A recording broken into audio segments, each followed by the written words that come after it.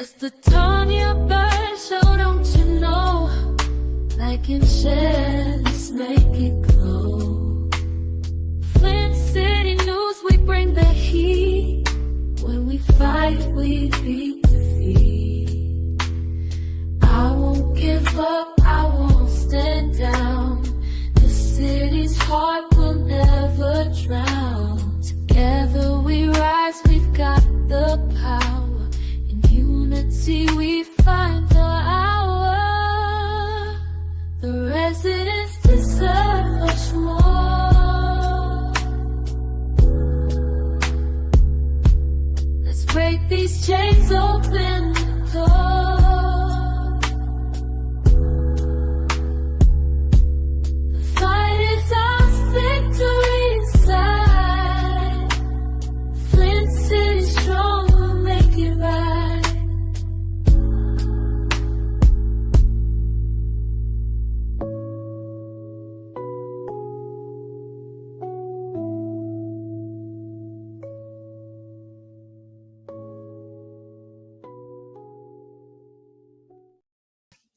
Hey, good evening, everyone.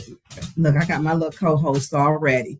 Listen, good evening, good evening, good evening. Happy Sunday, going into fall evening. I hope all is well with everybody. Look, y'all, do me a favor. Click like, share, and subscribe. Click like, share, and subscribe. So I want to say thank you to my two moderators who are in here, Patrick Jean and Sheena Beckton.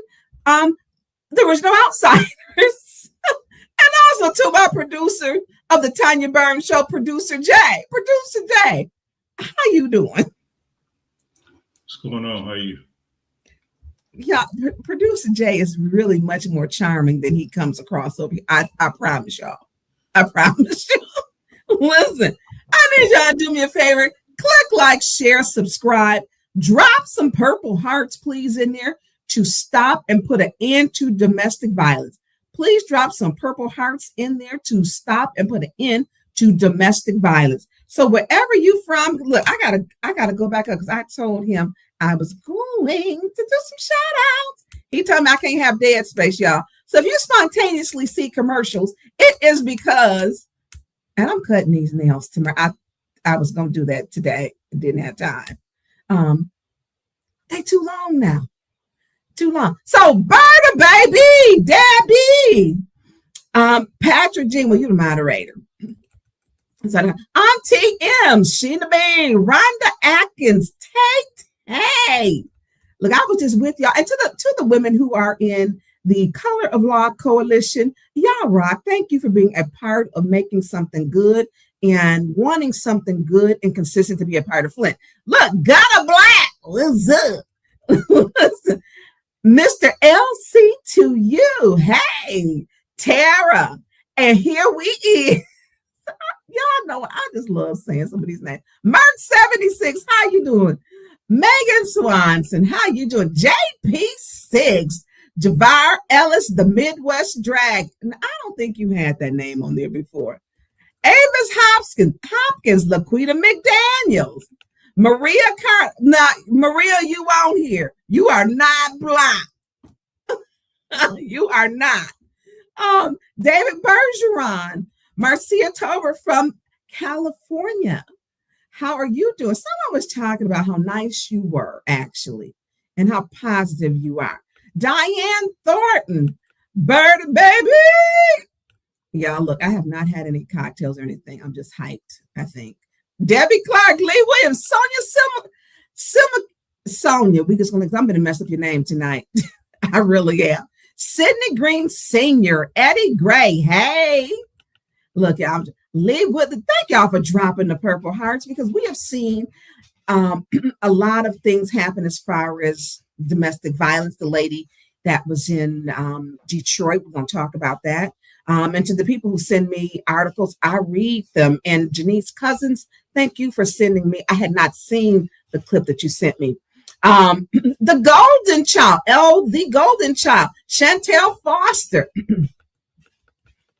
Look, I'm trying. Quinn Say, Monica Williams, thank y'all. Cassandra Scott, M. Kersey, T Branch 403, Felicia Martinez, Dollar Bill. Okay, look, thank y'all for the support because it is an issue. Yes, I changed it.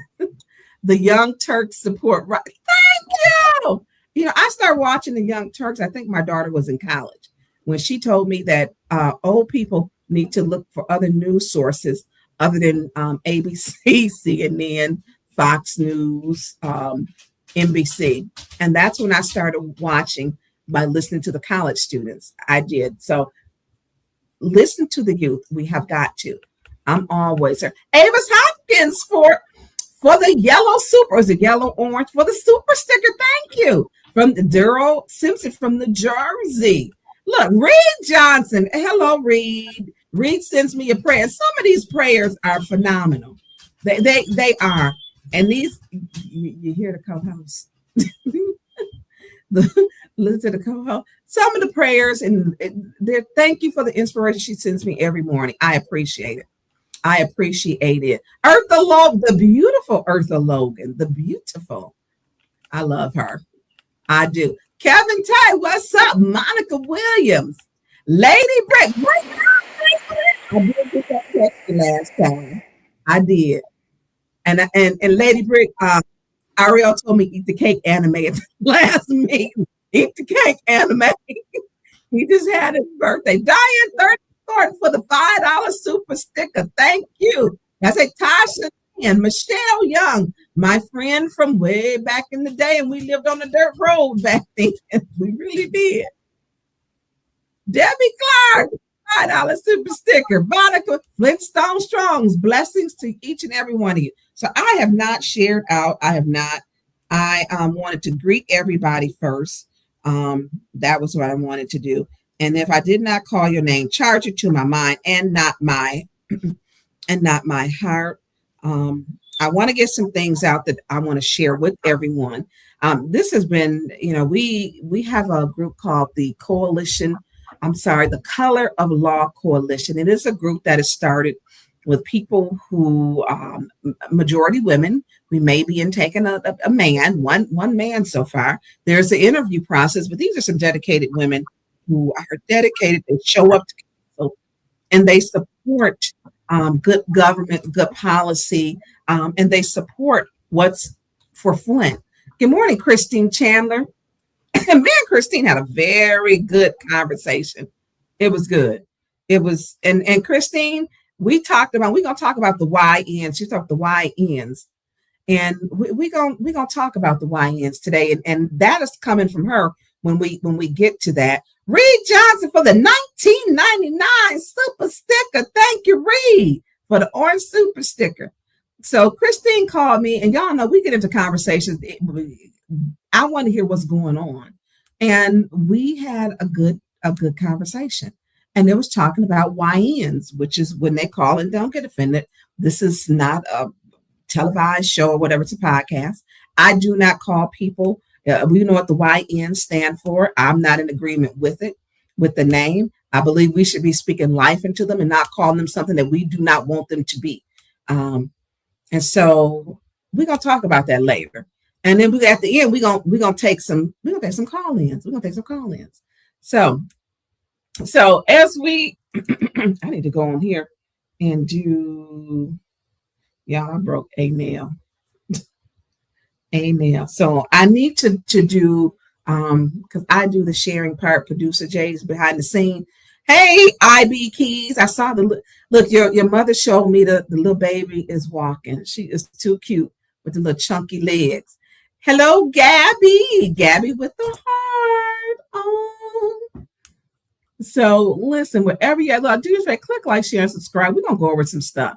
So I think I done talked myself out already. We had a meeting today, 4:00. And I want to say again, thank you to the ladies of the Color of Law Coalition and your commitment for positive change and understanding of good government and policy, because it's needed. It's needed in a lot of things that we may not understand. This is a group to where it's support, it's holding our elected officials accountable, and they hold me accountable too. They do. And it's not to be offensive. You should be able to have direct dialogue with people when it's over government, policy, laws, and literally some of just basic life skills. You should be able to. And hey, Christopher Sims, good afternoon. Beverly Barnes, what's going on? So everybody, I got some calls, and I got, hey, Clack, what's up? Michael Clack in the house. So I got some calls. People were like, well, what was going on at the council meeting? Everybody seemed to be getting along very well in the absence of Liddell Lewis. Everyone was laughing. Everyone was joking. Everyone was getting along. And so we really kind of were getting along. And so for me, it's the business. I don't take, this stuff really personal because we all have to go home. And so one of the things, Candace did a lot of talking to Dennis, and it was odd. I did ask her, and y'all know sometimes I leave my mic on because I don't care. You need to hear what's going on. I'm not particular to that because I'm handling the city's business. But they were talking over to the side, and I did say to her, to both of them, I said, excuse me, I need y'all to speak up just a little bit louder because I am eavesdropping, and I want to make sure that when I get back on the Tiny Burns show, I can have it correct. And so I just wanted to get it correct. So she was unusually friendly and accommodating. And it was actually nice. Only one person got thrown out of the meeting, and that was Gladys. But Gladys told her to shut up. I don't know how many times. So that might have been a record. Only one person thrown out of the meeting in the past probably 2 years. So Miss Gladys was going to get out what she had to say. And she got it out and got put out. And so so when it came around to vote, and it was LaShawn Johnson's first time, she didn't say nothing. She didn't talk during the time. She did not. Gabby said she's trying to be nice to lobby for president. Vote is my guess, and don't want y'all to talk about the $300K. Cynthia's trying to steer her. Well, that $300K, everybody done talked about it. And everybody, if you watch my podcast, you know about it. I mean, you got a point there. Andre Holland, how are you? Marcia said that's the push for the president. She needs a fifth vote since number one by way of Mount Morris isn't there. Yeah, he's not. By the way, to my understanding, I believe he is cleared to come back to council meetings. He is their fifth vote. So they did state that the conversation I was so eavesdropping on was that Candace was stating that Liddell wants to stay president, which of course she does. We know she likes power. Hey, Sherry Allen. Hey, Miss J. Hey, Angela Lynette. Oh, the chat. So she wants to stay president. I don't know if being nice at this point when there's been, I don't know. It was a good meeting and we didn't stay all night.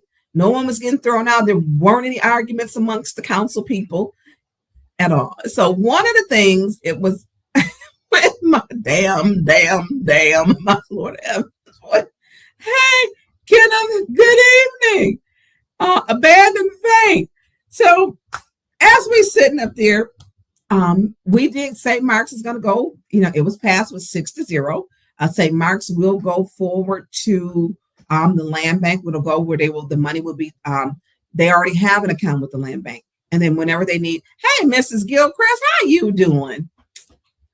And so the money will be able to be deducted from their account. So it's like a $25,000, they'll get a credit. And then each time they need to have a food drive, they just call them up and say, hey, we need a truck, blah, blah, blah. And that's how it's done.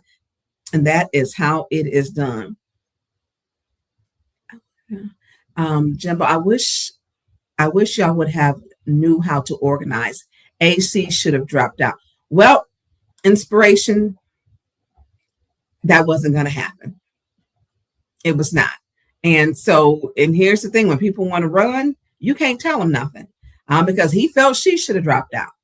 And, she told him he needs to drop out. And so therefore you end up with nobody dropping out. But here's the thing, and I'm going to deviate to this for a moment.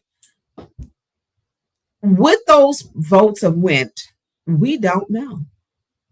would they have went? Who would they have went to? Would people not have even voted? You just don't know. Flint's election, this was fickle. We do know, we're gonna get into that later about this third ward election, because it's two more, in the state that not in the state in Alabama, that voter fraud or ballot harvesting brought up on charges. So we don't know. Well, thank you, inspiration with Jimbo. That's nice. Thank you. So I'm just saying, elections are hard. They're not easy. And I want to send a shout out before I go on to this part. Shout out to Michael Doan, who gave his mental health Brighter Futures Gala yesterday. He is a young man. And what we have to do is make sure that we show up for each other. And I showed up for him. Mrs. Gilchrist is on here. She showed up. Commissioner Del Rico Lloyd showed up. I will not sit next to Commissioner Lloyd again because he likes to joke around too much. And it was just not a serious moment. So some people you can't, and Jamaica Patrick Singleton, look, Mrs. Singleton, she was there. Can't sit next to her either. So some people you can't sit next to when you're going to sit there and then you just have a good time and you laugh. And last night, him and I Commissioner Lloyd had a lot of laughs, a lot, to where it was an enjoyable time. And congratulations to him for being there. Mr. and Mrs. Gilchrist were there. And who else was there? Jamaica Patrick was there. We had Shebra, who was a young lady that works for us. And I like Shebra. And I got to think who else was there. Yeah, it was late. We didn't leave like 11:15, and yesterday was a full day. So Javar Ellis and Carolyn Hendricks, welcome too. So we're going to get back to this meeting where everybody thought, oh my goodness, they're getting along. Please know, I'm not coming here to fight every day. I'm sorry, y'all. I have enough fires to put out. So when she was being cordial, let her be cordial. I have no problem with that. So we're sitting there, her and Dennis, y'all were pretty chummy. You need to tell me what else y'all was talking about. And so we're there. And so comes time for the vote. And she yells out. So we're going to play the video and let y'all listen to this because y'all heard it too. Hey, VIP casket room. Hey. Wait, Trim Western Road Bridge Project Design, Engineering, and Construction Services, 250269-T, which is the contract for road professional services, company Grand Traverse Street Bridge Replacement, Project Design and Construction Engineering Services. That was so it could be on the record and for our secretaries to be able to catch what was separated. Now, the consent agenda will consist of Resolution 250260-T, 250261-T, 250262-T, and 250263-T. Roll call, Madam Clerk.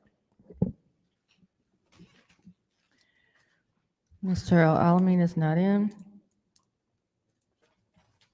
Dr. Lewis is not in. Ms. Johnson? Yes. Ms. Oh, I thought she said, I'm sorry.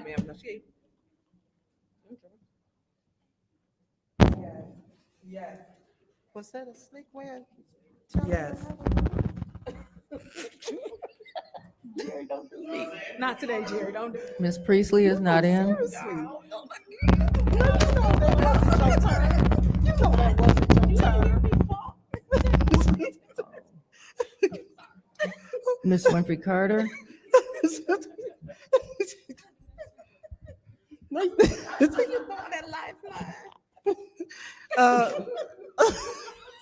Yes. Ms. Burns? Candace, you want to answer for me? Yes. Yes. Ms. Mashat? Yes. Mr. Pfeiffer? Yes.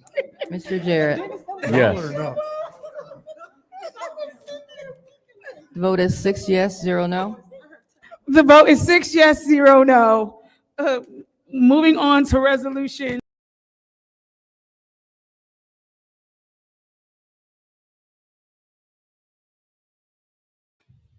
Now she knows she knew. How we gonna skip all the way down to number 7? Yes. Girl, really? Come on now. So she was clearly letting her know, we need you to vote yes on this. To vote yes. And so Jerry was like, is that a slick way of her saying to tell her how to vote? Yes, it was. She was telling her how to vote. Absolutely, 100% telling her how to vote. And so she was. And so how did the meeting go her first day? It went well. It went well. In the absence of Liddell, it went well. No one was called out their names or anything. I just wouldn't be naive. It went quick. So I don't think no one is being naive. Let me say, I got to pull it back up. I wouldn't be naive. There's likely a motive behind it. They are strategic, absolutely mindful. And it was funny that they tried that. That was really kind of grade school. And ain't nobody going for that. Ain't nobody forgot what everybody went through. That's just hasn't happened. Thank you, Maria Carter, for the member 3 bucks. Nobody has forgotten. And it has not been easy to show up there every day when you get sick to your stomach. Hey, Joseph Williams, thank you for joining us. Thank you, Sweets and Gossip, because she ain't never voted out of turn or by mistake. Say it again, Sweets and Gossip. Never, never, never. And so they're going to do stuff like that. And I don't want people to get hung up on certain stuff. It's things that we have to do we all work for the people. And when we work for the people, there are some things. I'm not coming up there with hostility like that. I'm not doing it. I'm saying, y'all ain't going to kill me with high blood pressure, mad over something that need to be left in them council chambers. Not going to happen. Not going to happen. So that was it. That was interesting. So the meeting, we got out before we were out early for a change. Let's say that. And so it was interesting to see how they're moving. So JWC, hey, Jerry, Councilwoman Jerry Winfrey Carter, she said she knew exactly what she was doing. And she did. She really did. Exactly. I was just like, yeah, okay. Tonya or Sheena or producer Jay, can council vote Leon out of his seat for residency issues? I think it's called forfeiture. Jerry, Tonya, do you plan on putting it on the floor? So there is a person who wants to put it on the floor. And I'm going to see if they bring that resolution. And I think people have to be mindful that I got enough stuff on my plate. Okay. We got other people on these. And I did talk to someone who said they wanted, so I don't know. We're going to see. We're going to see. And so, yes, 5 votes. He can remove for just cause. Leon is facing a residency issue. Every vote that he makes can be turned around. Not just residency, he has a felony and a misdemeanor that he's facing for domestic violence, one for less than strangulation, but he has that he's facing. He has some serious things. I think it's a felony to run for office and you don't live where you say you live. I mean, that is very true. And so, hey, Big Shady 11. So you can't. He's got some serious stuff that he is facing. I don't know how. I don't talk to him. I'm told he's blaming me for supposedly I'm convincing her and I connected with her. Absolutely. I did not know the young lady, his child's mother, before my first time talking with her was when her and her mother called me after I received 2 emails, one at 8:13 and the other one at 8:39. And I received both of those emails, 2 within 1 hour. And I did email back and say, please send me, if you need more, I need more information, please call me. And her mother and her called me. She told me that she had been assaulted. She told me that she had been dragged. She told me She had lacerations, bruises, and scars, and that she was scared. She was not going to the hospital. And I told her, you need to go. Her mother was there, and I did offer her, do you need me to come pick you up to take you? Eventually, her mother convinced her to go to the hospital. She was seen. A police report was given. The police report was given. The officers saw braids of hair that were pulled out. They saw these things, and this is on the police report. They saw bruises. Her story was consistent with the bruises and lacerations on her body, and therefore there was a warrant that was put out. It took 5 days to get the warrant. It was not immediately released. We know that Black women with domestic violence are not treated the same and are at least 2 to 4 more times likely to be taken serious, or when they leave, to be killed by their abuser. This is what happens. So I didn't know her. And I can tell you many a times that I had to think, is this what I want to do? If I could do it all over again, would I have helped her? Would I have put myself in a predicament to where I am getting death threats on the norm, where we have a police chief that hasn't sent a detective or called me about one of the death threats? No one has followed up. So when I think about what I put my life in danger for, absolutely, I think about, should I pretend to not see that email? I mean, I have thought about that, and that young lady needed help. And the part where our system fails is our police department, our police chief doesn't get it. I have not had a detective call me yet. Not yet. Berta baby, we're going to talk about her. We are. So I didn't plan anything with this young lady. I didn't know her. I didn't have her number. Where would I even get her number from? Like, she's called and other people called. She needed help. And I helped her. And so hopefully, as she's getting her life, figuring it out, the system works. You got to have support when you leave, and you need to have funds to leave. But it's difficult. It's difficult. Anyways, so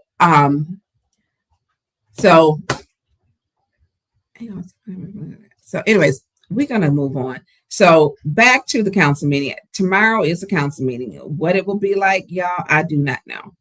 I do not know. Hopefully it won't be too long. There's some new things that were added, actually. They were added, and which was, I believe, Candace wants to have as the vice president, she wants to have a 10-minute discussion, a special order.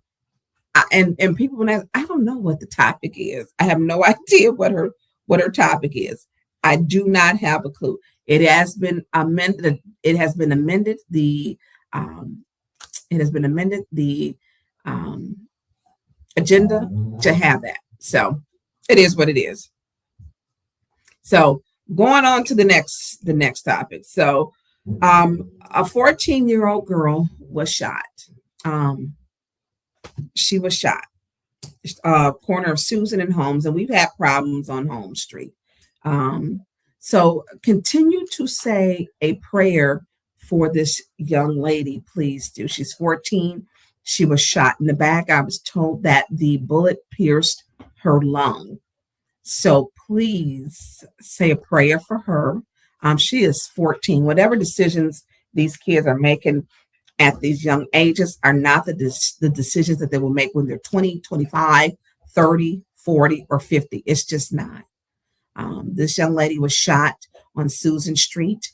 There's been a lot of problems in the 1300 block of Holmes Street, and right there to Susan where you see this. This was at the time kids were had just gotten off the school bus and were walking home.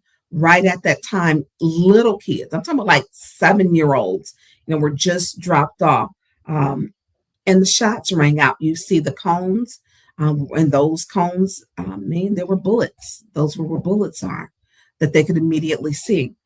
So I'm told that they do have 2 people in custody. for the shooting. Now, what's ironic is two people are in custody. But there were two shootings this past Tuesday.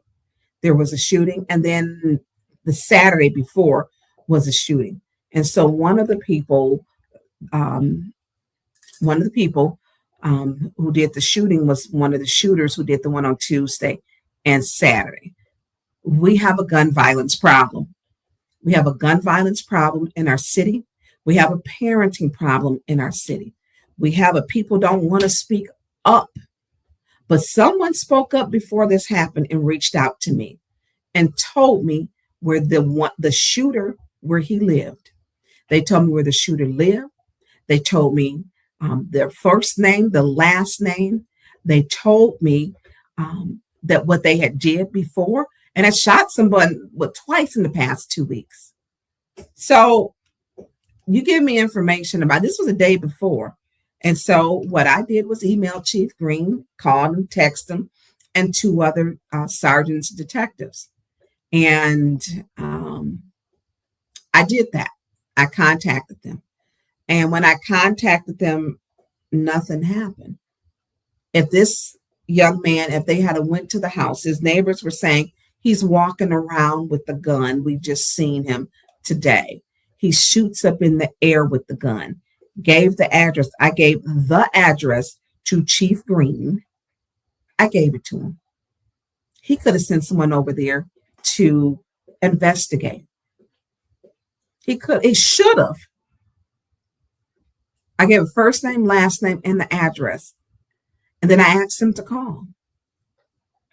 You don't get when someone's reaching out to a council person and saying, hey, I trust you. I need you to help me because this person is terrorizing the neighborhood. People know, and we need you to help us. If I cannot call on the Flint police chief and he doesn't call back, not a detective and not a sergeant, and then the next day, a 14-year-old girl is shot by the shooter I turned in to Flint Police Chief Green. I sent him an email. I texted him. This person had shot other people, and he had shot someone else up, not from in front, but from in back, from behind the house, similar to the Bayberry shootings where they shot through the windows. Very similar to that. And they shot up the back of the house. So when I'm getting it wouldn't have cost nothing. It wouldn't have cost nothing for him to send an officer over there. Look, Kevin Tay got into it with a cell phone. They put 10, 7, 8, 9, 10 police officers on watching his house. So that if he left or his kids left, they were following him. How do you have a chief that don't even say, which he knows how I feel about violence? And it's his job. All they had to do was go there. When Kevin Tay did it with a cell phone, they put everybody on. They couldn't leave. Everybody left the house. They stopped them, searched the cars, did it all. He walking around with the gun. People in the neighborhood seeing him with the gun. People scared to talk. And so they call me because they trust me. And he did nothing. The next day, I got calls that there was a shooting. And I was told the story that I told him that, I believe in I had to pull up the email that a young lady was involved. And there was these young girls and all this beef was going over with some girls and some of these young men. And it's just some mess is what the people who talked to me told me. And it's got to stop. Her shooting could have been prevented by simply going to the house. Whole day before, he should have went to the house. Got a special tactics team. We can arrest people on city council because they talk, but you can't send somebody to investigate a shooting. The person that did 2 shootings within the last week. The bullets made contact. And he did nothing with the information. And what happened with the shooter? He shot a 14-year-old girl who's still fighting for her life. She was taken into critical condition. So how do we get stuff done? I've never seen, we want to talk about positivity, but in our very real city of Flint, basic functions like, look, I got a tip. I need you to act on it. Hey, they live at 123 Main Street. He was just seen with the gun an hour ago, 30 minutes ago. Okay, the special tactical team, we'll get 10. I mean, it's nothing to have 6 police officers up in council. You can't put 6 officers on a suspect, a suspected shooter.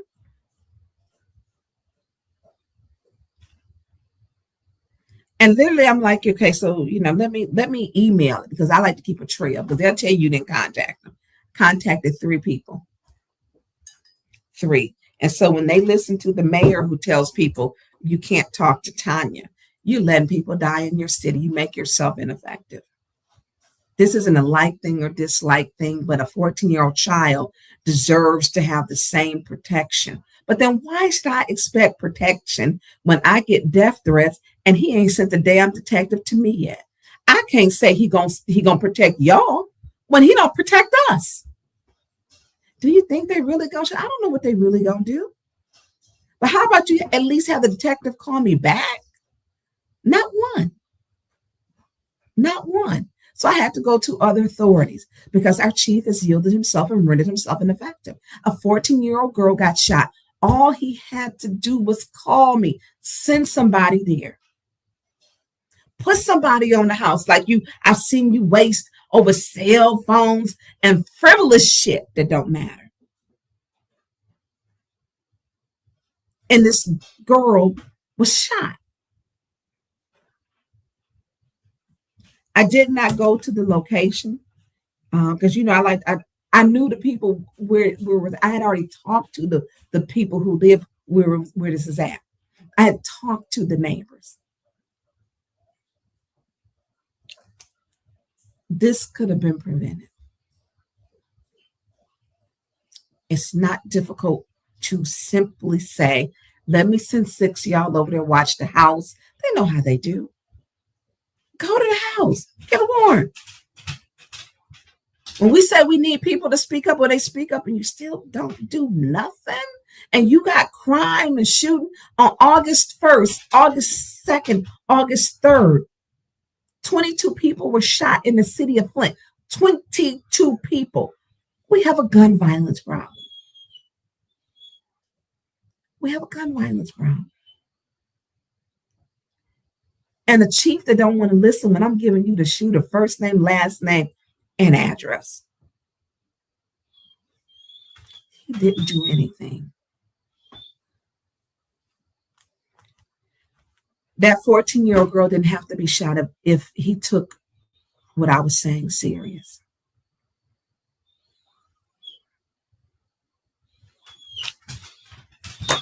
So, this one literally, and let me tell you, some things can affect us differently. This one, 14, my daughter was worried about how we're going to redo her bedroom, and she was in band, and she was a cheerleader, and she had gymnastics. 14-year-old girls shouldn't have to worry about getting gunned down in broad daylight, mid-afternoon, when kids are getting off the bus. And we have to put this in perspective. 14-year-olds, they're figuring out who they are. They're going to be going to high school next. They should be worried about other things. What kind of music, your clothes, your hair, and I'm not going to, and I want to say this, because parents, and y'all, it's some of even ours, I've had heated conversations in my family with their badass kids. You have got to talk to your family members. Parents have to start parenting. You're a parent for a reason. You're not the child. That's why it comes with the name parent. When you fill out the whole postcard and information, it asks for the parent because you're the responsible party, not the kid. Get control of your children. And if you can't control your children, then there is help. You should not be doing the same things that your children are doing. If so, you're part of the problem. This little girl should be not laying up in the hospital fighting for her life. She should be learning a new dance, hanging with her friends, thinking about what clothes to put together, what's her style. You know, what TV star she's in love with, what music group she can't live without.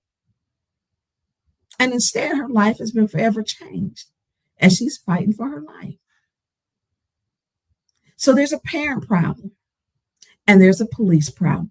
Our police chief doesn't get it. Time after time, he keeps having problems. August 1st, 2nd, 3rd, 22 people killed. We had shootings after that. We had shootings every damn week. And it's a problem. It's a deadly problem. We have a gun violence problem. So keep this young lady in your prayers. Keep her in your prayers because she's worthy. Her life is worthy of living. And she's worthy. You know, what they say, reach one, teach one. I need a shirt that say that. Reach one, teach one. And I need it in big letters. Reach one, teach one, front and back. Because we don't get a redo. We just had the young lady, 2 kids were shot 810 day. An 18-year-old young lady was hit by a stray bullet and was killed. A 16-year-old male was shot. He survived. And then people keep saying, oh, these YNs. Stop calling them YNs. You got to speak life into them. You hear these kids say, I'm not afraid to die. I ain't afraid to die. I ain't afraid to die. And this is what we are afraid of on our streets now. I mean, this is what we are as adults, afraid of these young kids. We give birth, we raise them, we create them, we feed them, we clothe them, and we scared of the YNs. We letting them run amok in the city of Flint to not control the violence. I want you from a parent point of view. I would beat the brakes off my child. Okay, you don't get an option. I remember as a kid, we were talking, me and my sisters and cousins, and we thought we was, went through this little phase. My daddy told us, only thing cute is them books and them grades. Then we can talk. So we sitting up saying, oh, them YNs in the street taking over. Them YNs. So young niggas is what it stands for. And at what point is the N word something to be proud of? The NAACP did a whole burial for it. So when we give them a name that's not speaking life to, these are young men. Give them something to aspire to. Give them something to be proud of. Give them something that they can reach to, not go down into a grave. Because when you talk to them, they're carrying these guns, ghost guns, straw guns. They don't care. Stolen guns, gang signs they flashing, who running and ruling our streets. Parents, get control of your kids. Half of them two out there, and where they mom at? Where they daddy at? Where they daddy at? They have parents. Parents. When you have a birth certificate, you are born of a man and a woman. You have parents. Parents. And if you don't know where your child is at, you're part of the problem. You're part of the problem. And it don't have to be just a child. It can be my mama had to work. My little sister thought she was slick. snatched her behind up out. They used to snatched her right on up out of there. She's telling me, you think you my mother? No, what I think is when our mother come home, you're not going to have your behind out there. No, no, no, no, no. You're not. And so we have to be a community and a village to take care of all of the children. Stop calling them the YNs. Call them young men, young ladies. Give them something to aspire to. The N-word ain't something. If somebody white call us that, we got a problem. Why are we glorifying calling these young folks YNs? Stop it. It's disgusting to me.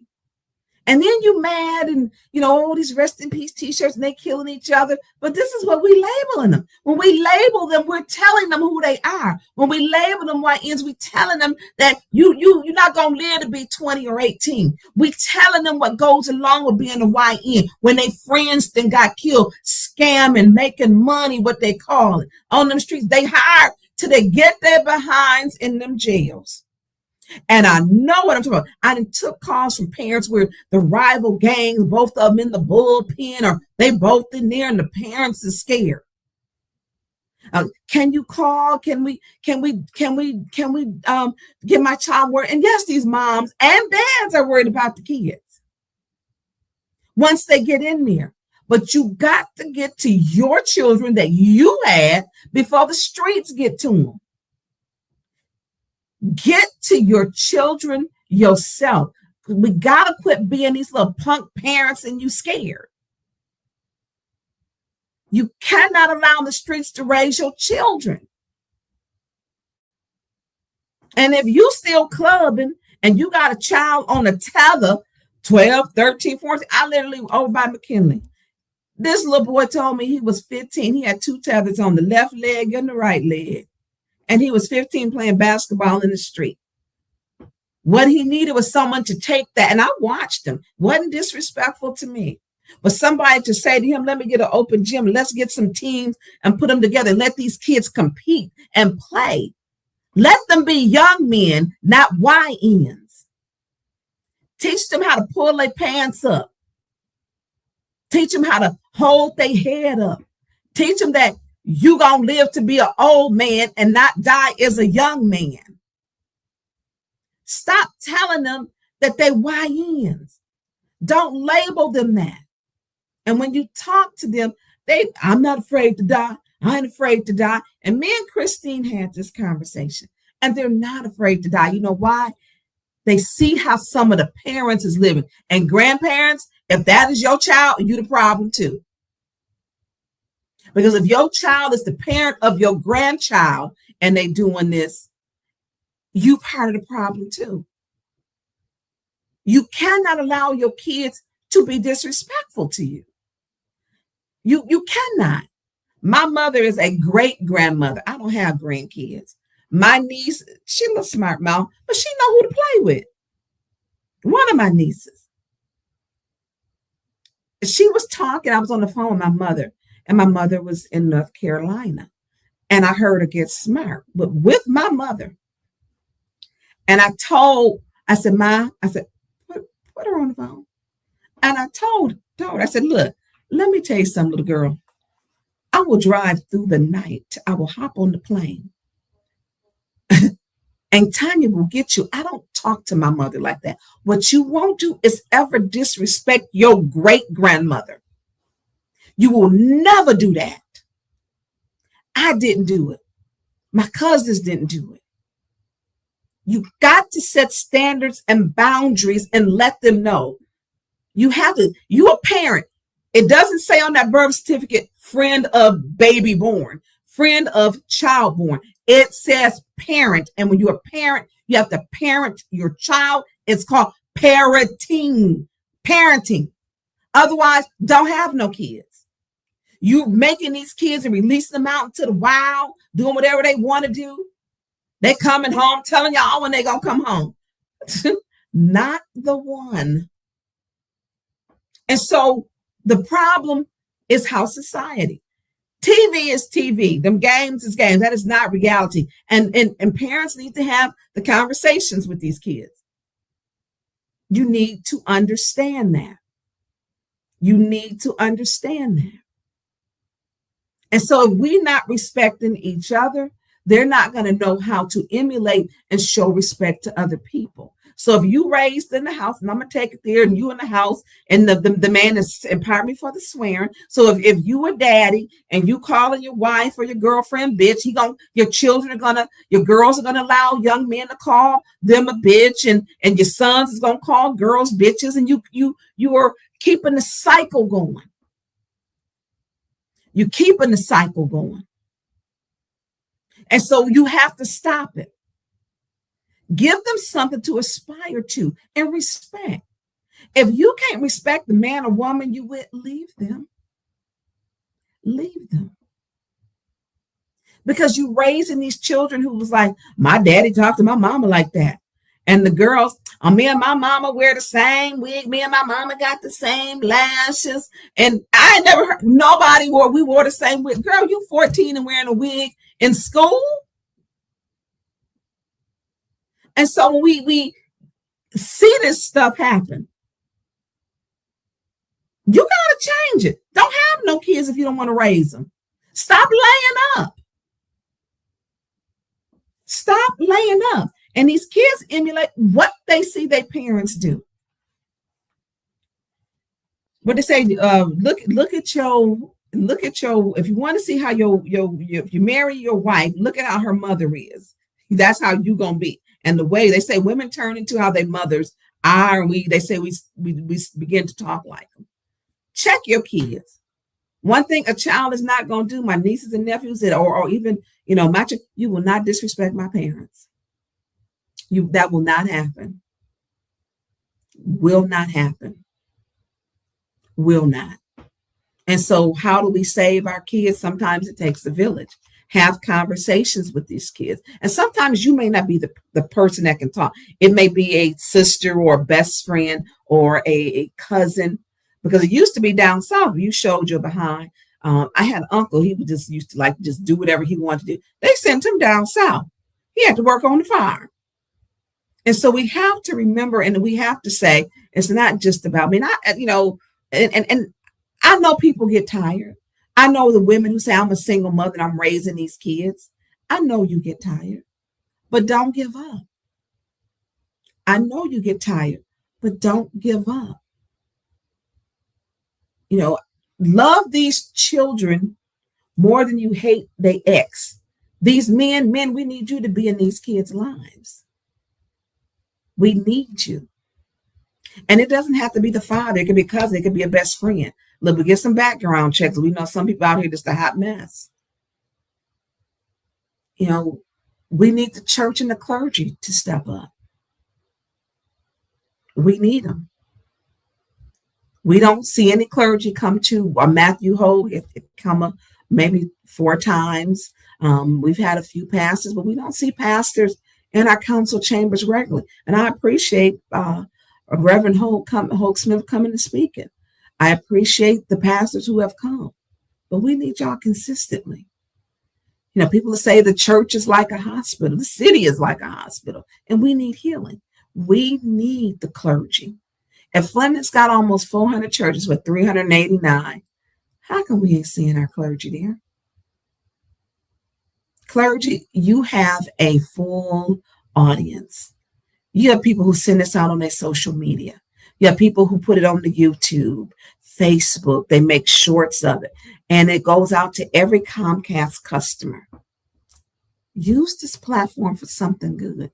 If you want to save the children, we got young folks coming in there now. Come get your word out so the children can hear. They watch.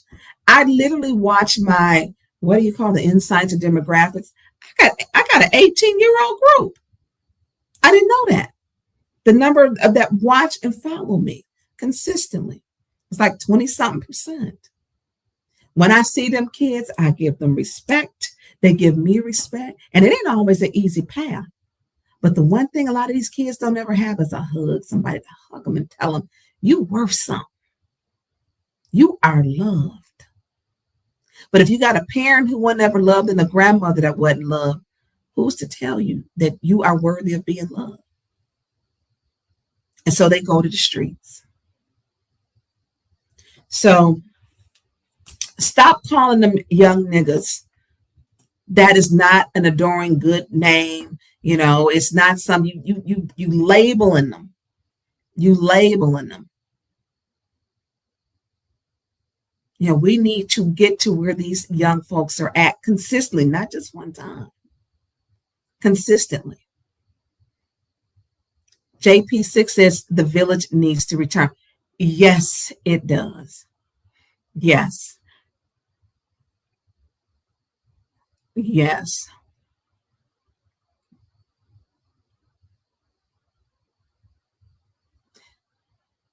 So Michelle, I don't know what I don't know what your sentence incomplete as a county meeting every Wednesday.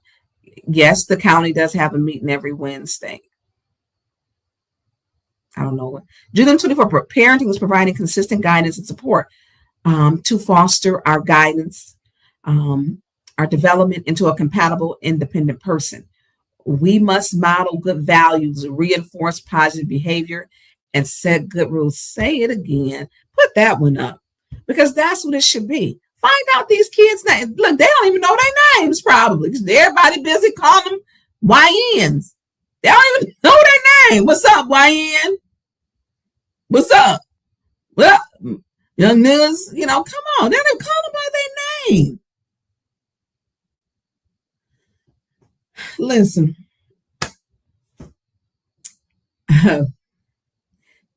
Keep that young lady in your prayers who's fighting for her life at the age of 14.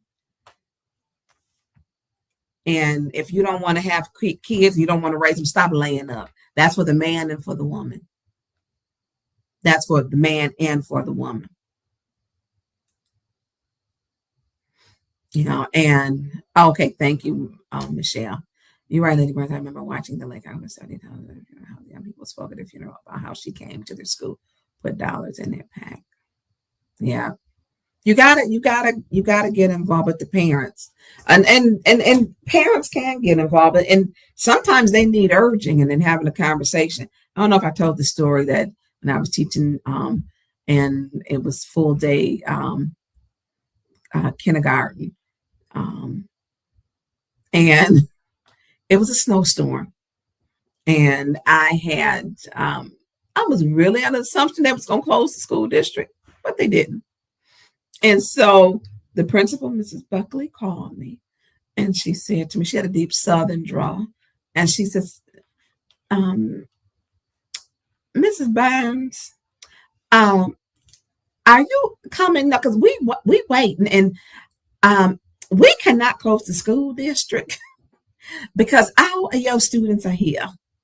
I said, what? I really thought the school district was closed because my kids was closed. Their school was closed in another county though. And I said, well, I thought it was closed. She says, well, no, it's not. And the parents are here also, and they not leaving. I said, oh my God.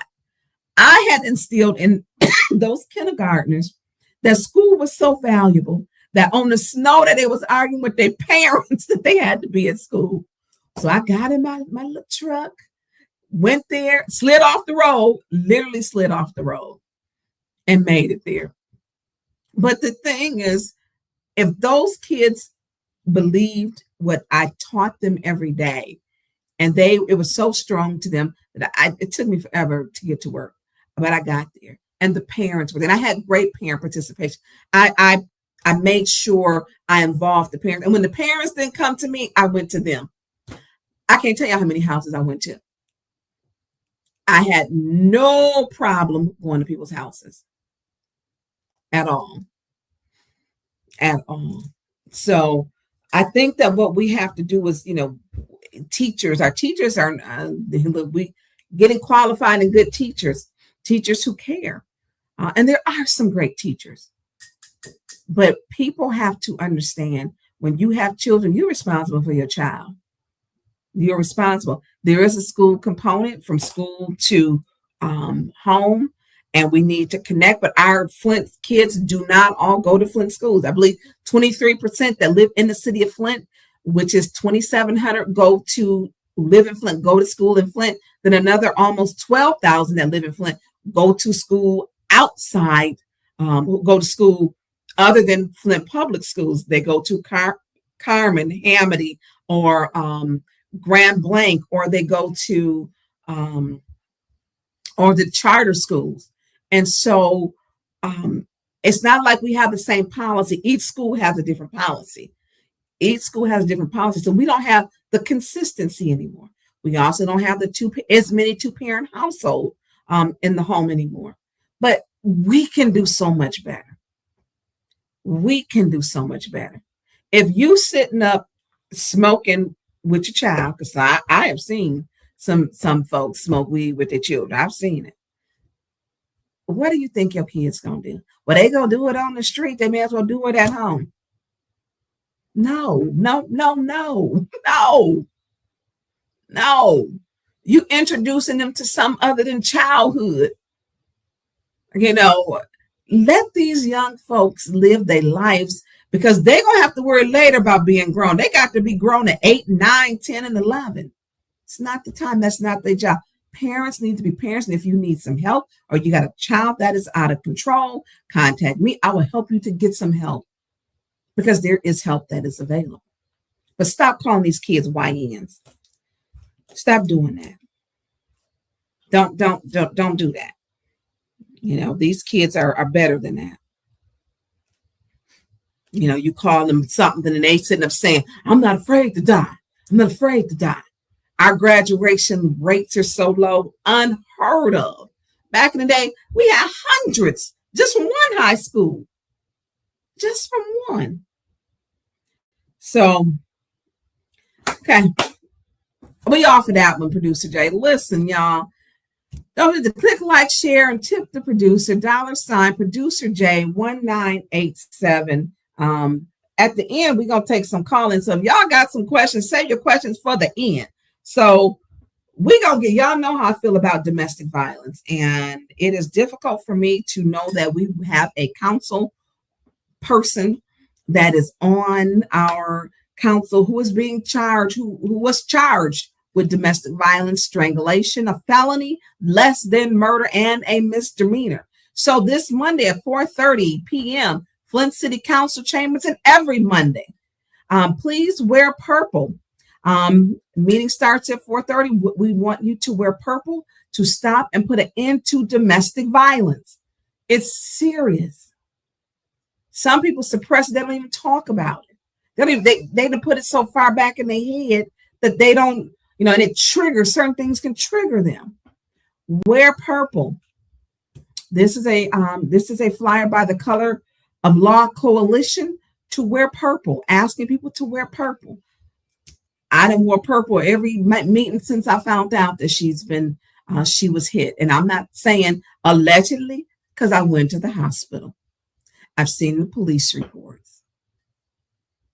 So we go, I'm not gonna say alleged, because I seen them. When she disrobed, I was there.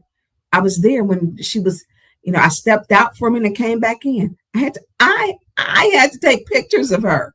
I didn't know her. I had to take pictures of her. I took pictures of her bruises on her body. And then when people try to say it didn't happen, I took the pictures. That's not even what the police seen. Her hair pulled out. So we're asking for people on Monday at 4:30 p.m. to come and speak, support a stop and put an end to domestic violence. This Monday at 4:30, and don't just leave after you speak, because I'm gonna tell you, it ain't gonna be easy for me. This is a problem. This touches home for me. It touches home for so many women. I'm not gonna glorify you. You shouldn't even be there. And if you don't want people to be in your business, keep your hands off of women. Keep your hands off of them. Keep your hands to yourself. So I ask everyone to please wear purple. And if you want to say something, just a little statistic or something, you support, you want to end domestic violence. It is the most dishonorable thing to have an elected official to be charged with it. I took pictures of her body. I took them. I stayed there. We didn't leave the hospital till 5:30. I did not know this young lady. I had not met her. July 10th, I met her. First time her and I talked was on the phone when her and her mother called, was July 10th after the 2 emails. Everybody watched the story. Not everybody, a story. And the young lady who filed for personal protection order. This is serious, everyone. She needs support. She doesn't have funds. He's evicting her out the house now. He's evicting her. She doesn't have money. Someone who feels so broken has got to depend on a broken system to help her. She has asked, we know he sent her location 4 times via the watch. He sent it to Mayor Neely. He sent it to Liddell Lewis, sent it to the girl Tiara, sent it to Tim.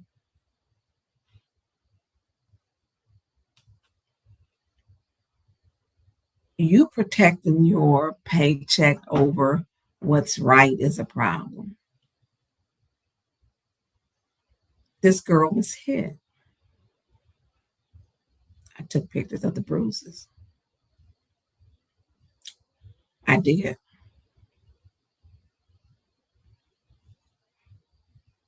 You don't do this and deserve as an elected official to hold your seat. He should have stepped down. He should have stepped down. Let me say, she is such a smart lady, young lady. And she's finding herself. It's like she's waking up. She's smart. She has a degree in criminal justice. But when you are beaten down and someone tells you you're ugly and F you, where do you go when you live this every day? You don't deserve to sit on the city council and represent a ward. You don't. Until this investigation is concluded, he needs to sit down. The charter states that he can only be removed unless there are 5 votes, 4 calls. 1, he don't live there. According to, or it's alleged he doesn't live there, however you want to say it, according to her affidavit and according to the Mount Morris Township Police, who told me, which is not alleged, that he does not live there. You know, but how do you show up and sit up there with women?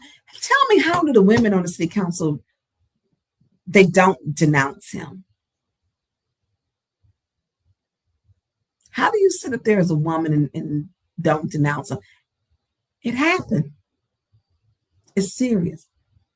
2018, I went and looked at records to see, was there any other times? Yeah. 2018, and guess what? They denied her PPO then, because Black women, our pain isn't real. Black women, they don't protect us. So what happens? They go back and they keep going back. Y'all remember the story about, Denise sent it to me, about the young lady. She had married a guy. His name was, they called him Tree or Tony. People were advocating for him to get out of jail. And he had a breakdown. I don't know what happened, but you know where she ended up? Cut up, dismembered, choked with a belt. Choked with a belt. Cut her body up, put it in a garbage bag. Kings Lane Apartments. This was just a year and a half, 2 years ago. He killed her. Domestic violence. So when do you speak up? When do you speak up to help? Let her know she ain't alone. Let Kiki know she got some support.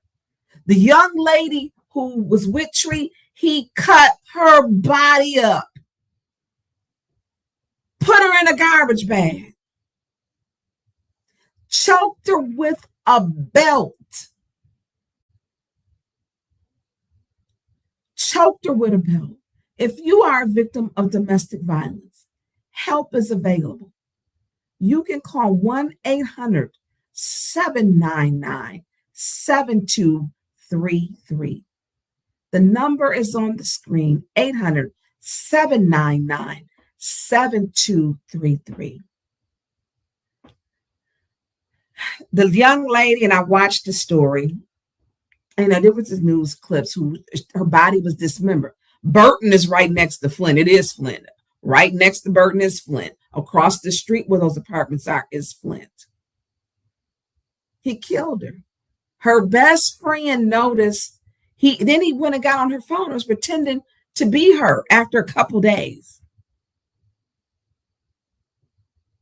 And said a key word, called her honey. And she was like, she would never say honey to me. Police went in and found he had tried to clean up the apartment, wiping the blood that had splattered from him dismembering her. Didn't do a very good job cleaning up. And there was her body in a garbage bag. He cut her body up. She went through the same things where he had isolated her. Told her nobody gonna love you like I love you. Literally, I'll love you. I love you to death. Literally. He chopped her up. He was a returning citizen. He had his record expunged and was given a gun. Also, he was able to carry. Leon L. Alameen has had his record expunged and is able to carry a gun. We've seen the pictures when Nakia Wakes said he came to her house with the Draco. The 11 and 12-year-old little boy were there, and the one urinated on himself. We've seen him do this. We've seen this. We've seen the pictures with the gun, with the Draco. He just showed us. How do you become a councilman and you think I'm going to do this to her at home? And nobody's going to know because he had isolated her. Y'all heard the video where he told her, shut the F up, Kiki, I'm going to do it. Y'all heard it. You heard it. You heard it. So we got another one that just happened with Wednesday or Thursday with a young lady down in Detroit, down at the hospital, Henry Ford. Her ex-husband, who had continued to stalk her, follow her, harass her. He walked in there and he killed her. Black women are twice more likely to be killed by their abusers than white women. Black women, when they report domestic violence, are 4 times more likely to not be taken serious.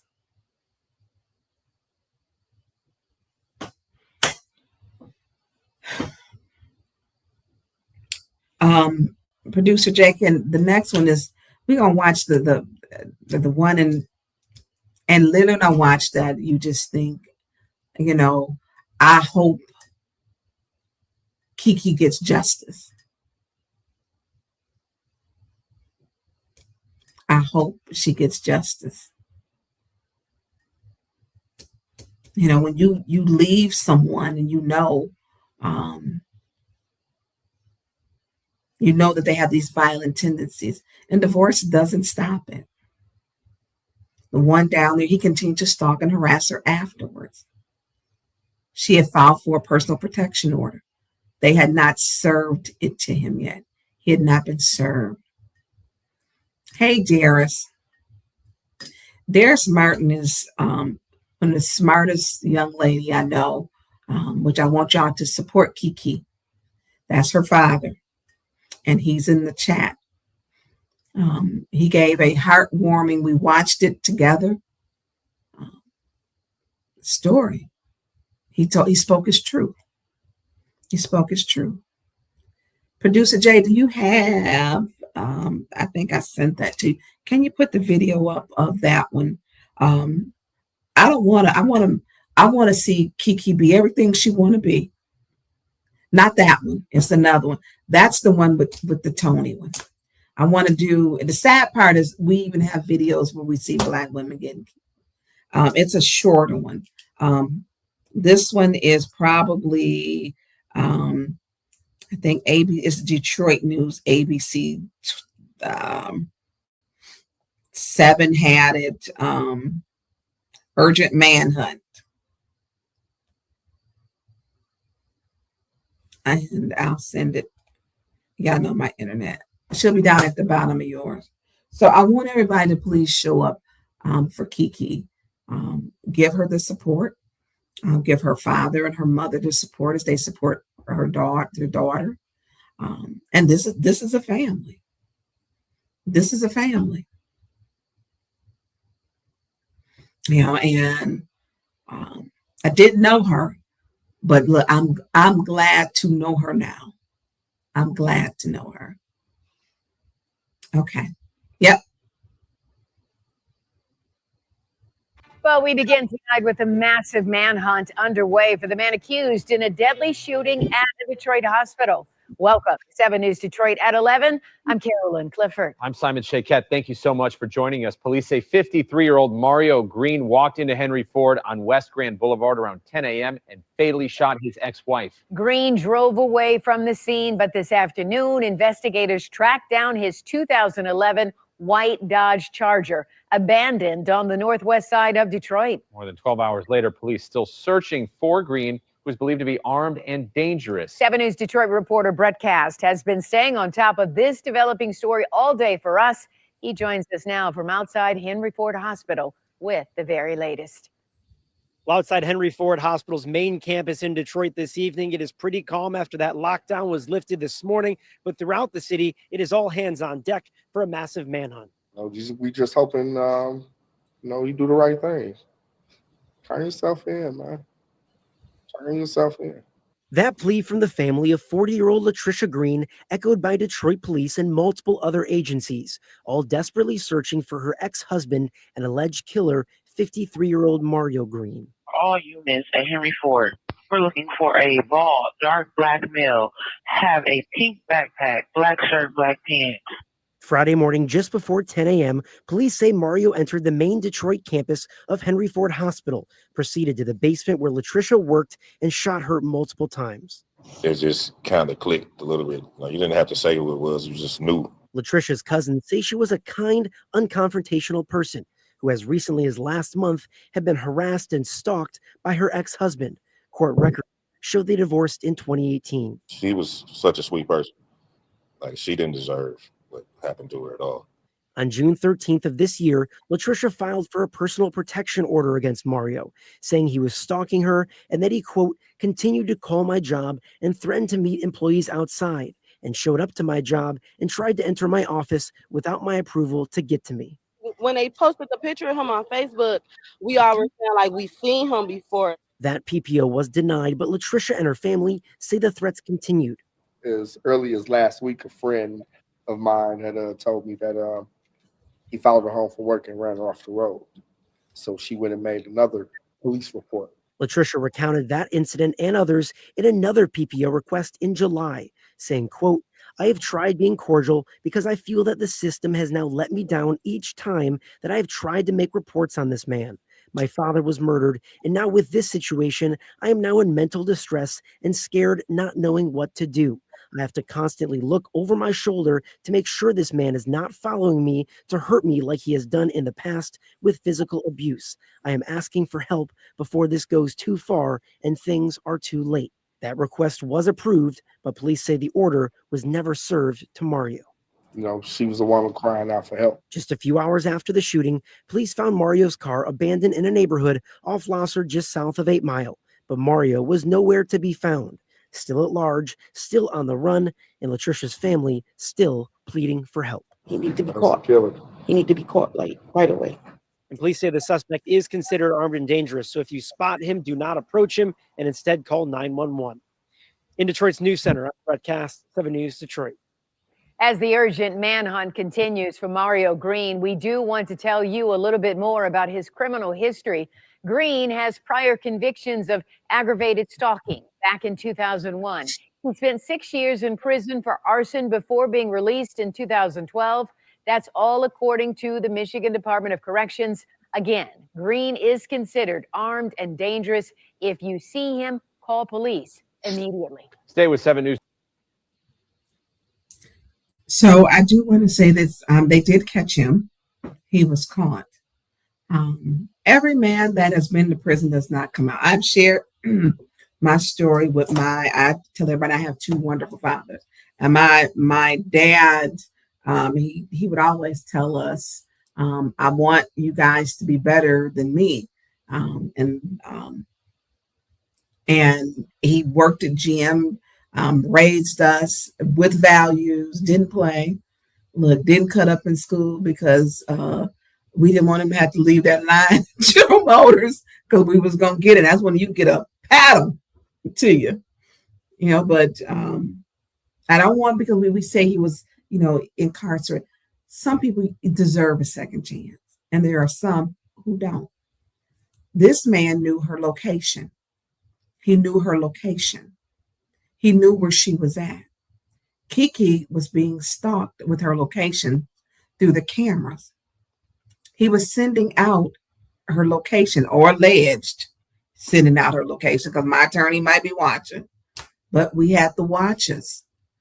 He sent it to the mayor that he was calling Mayor Neely. He's calling big time. He sent it to Tiara. He sent it to Tim, and he sent it to Liddell Lewis. And Liddell said, which we all watched, let's leave around 9. Where y'all going? Why you going over there to where she lives? He sent the video. It's a little video, and you see Kiki getting out the car, walking up to the house, and she must have been on the phone because you could hear like her voice in the recording.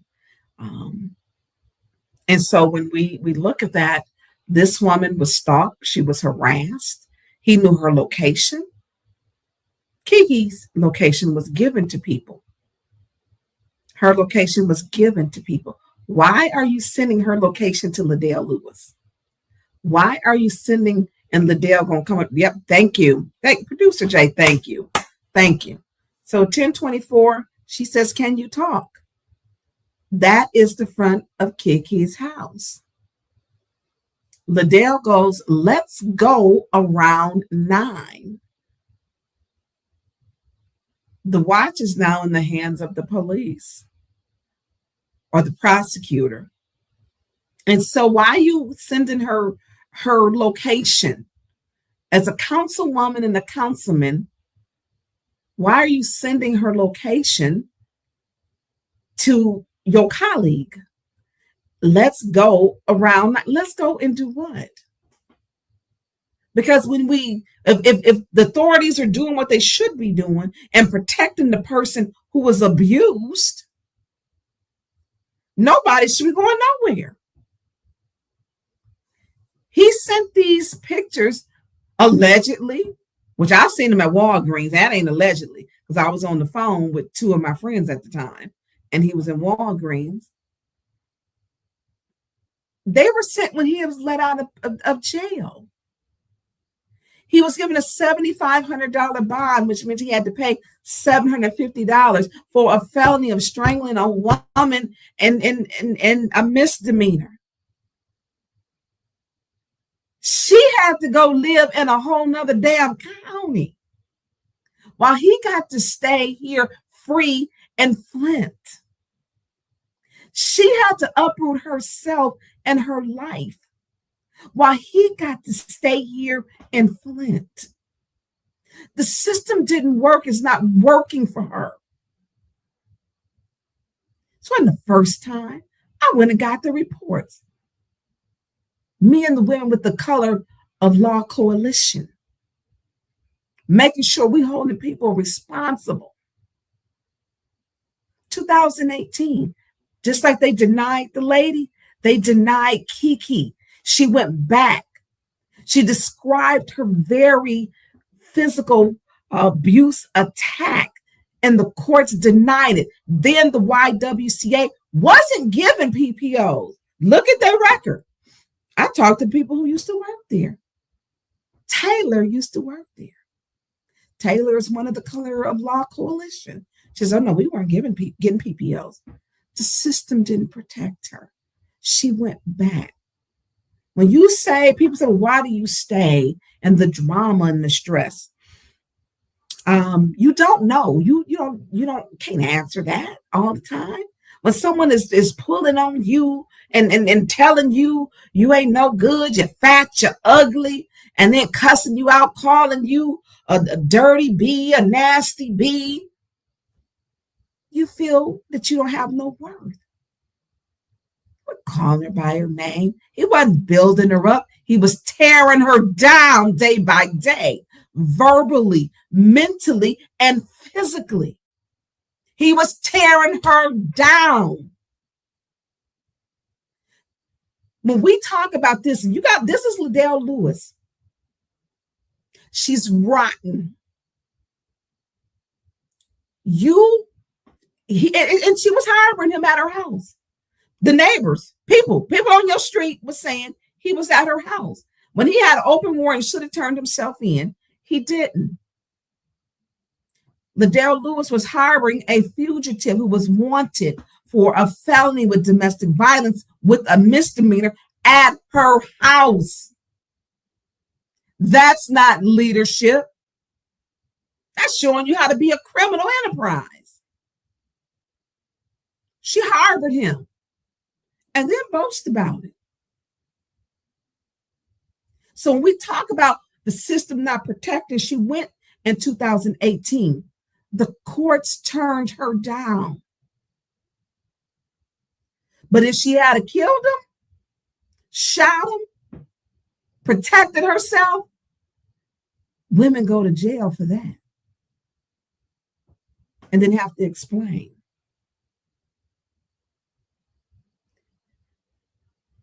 In 2018, the young lady who used to work there, YWCA, which was, it has now changed leadership, was Taylor. Taylor said they were not getting PPOs. The courts were denying them. The system is broken. Kiki had to uproot herself and move to a whole entire different county. $7,500 was the bond set for him. He had to post $750. You don't put your hands on women. And you don't put your hands on men, because I've talked to some men who were abused. You keep your hands to yourself. If your communication requires you to use an object or your hands, you're not a human being. It's not your life to take someone else's life. On July 10th is when I'm going to give you a small timeline. I received 2 emails. I responded and said, please give me a call. I needed further information. Her mother contacted me. Her and her mother. I met them at the hospital. We didn't leave to 5:30 in the morning. July 3rd, Leon sent 2 workers over, one with a utility van. July 3rd, he sent 2 workers over, or 2 people over, to get his items from the home on Sherman Street, which is not located in Flint. It is located in Mount Morris Township. He sent 2 people over, and I'm not talking about what I know. But that actually told her, look, I need you to give me his phone, because she used the city phone to call 911. So I called and told the city attorney and also the city clerk that I would pick the phone up because it is city property, and I needed to make sure that that property is not in her possession, because technically that's not what's supposed to be his house. Anyway, he said, that's not in Flint. The phone should have never been at that house or not left. But when she threw her phone, she ran into the bathroom when he was choking her, allegedly. And she took, because she was recording the argument, he took the phone and she just, I think she threw the phone and she went to the bathroom and called 911. 911 called her back. And so I picked the phone up. I said, let me get, I will take the phone to, I called the city attorney and I called, the clerk. I gave the telephone to the clerk because I ain't gonna get caught up in a little petty BS because all of them should be in prison or jail. And I give zero fucks about them. That's right. And if you mad because I cussed, I'm mad as hell because the system is not protecting her. So they've had the phone for however long. This wasn't my life. Guess what? If you hadn't ever put your hands on her, I would never gotten an email. Simple thing. You're responsible that everybody's talking about you calling her out her name, for you putting your hands on her. If you never put your hands on her, nobody would be in your business. Walk away. You didn't want her because now how you treated her. Walk away.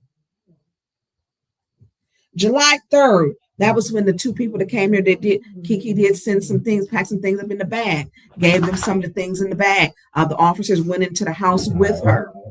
Then we also have on July, was it the 10th? He came to the house. Not the 10th. I'm sorry. I need to get my dates right. Y'all hear my what's the name talking. He came back to the house. He came with a utility van. He had two people that came with a utility van. They came to evict her out the house.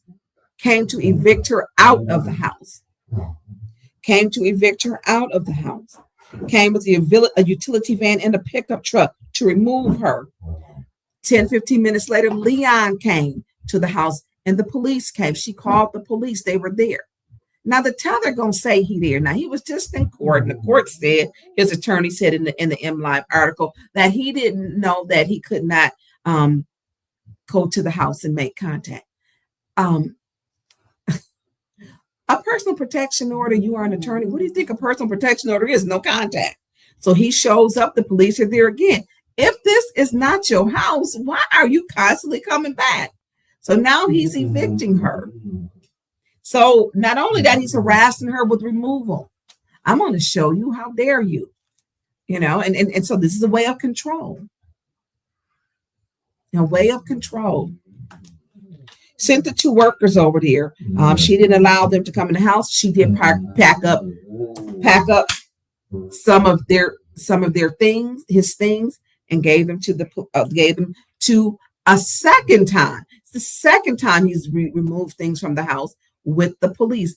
A second time he's allowed. Still hasn't violated the PPO. The tether shows where he's at. Why he at the house? How you gonna go get clothes and furniture from a house you don't live in? Help me understand that. I can't just show up at somebody else and I'm on tether and do that. You can't do this. You can't do this. And so he keeps showing up. So he sent it 4 times to where her location to people 4 times. He showed up at the house a 5th time.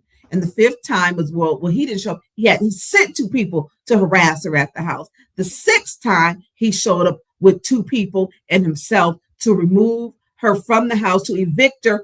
And again, the king of Amo drill out and change the locks. It's alleged he was coming to change the lock. That's what the police, he told the police. He was moving. She had to be put out. And he was coming to change the lock. We know he will come by the pictures when he's standing up there with the Draco gun. That was not registered according to the Mount Morris police. It was an unregistered gun, the Draco. And that was supposedly the same Draco that was in the picture, which is now in ballistics with whoever's got it to see what's on the gun. He showed up. How are you gonna keep coming to the same house to remove something you're not supposed to live in? I'm just saying, Kiki needs an attorney. So if there's an attorney on it, she needs her own attorney. I mean, if it's someone on here listening and you know someone who will take her case up pro bono, because she needs an attorney. She needs her own attorney. If you want to know how we can help, we need an attorney to be her voice to go into court. I don't want her to be like these stories. I do not. And if we're not advocating, then it's a problem. No one's hearing about her. She's just another young Black lady with a child that was living with her child's baby daddy is how they treating her. Now, there go the king of Draco. Yeah, put that back up. He gonna evict you with a gun. Look, not a little gun. Talking about some, when he told the lie that it was, this is when Nakia Wakes came on, talked about him, and she's talked about him several different times. When she stated that he came to the house to evict. Who Who shows up to evict? The sheriff evicts. You don't do your own evictions like that. So again, this is a person who was given a second chance, who was being lawless and breaking the law. He shows up with the Draco. 2 little boys are there. Nobody did nothing for Nakia. Nakia begged the authorities. I need y'all to make sure the authorities help Kiki. Same person, different men. Same person. He shows up there to drill the locks out. He on video camera. And then he says, I came there because there was a person who was in the neighborhood who was around the house with a black hoodie on and a gun, what looked like to be a gun. Leon, you described yourself.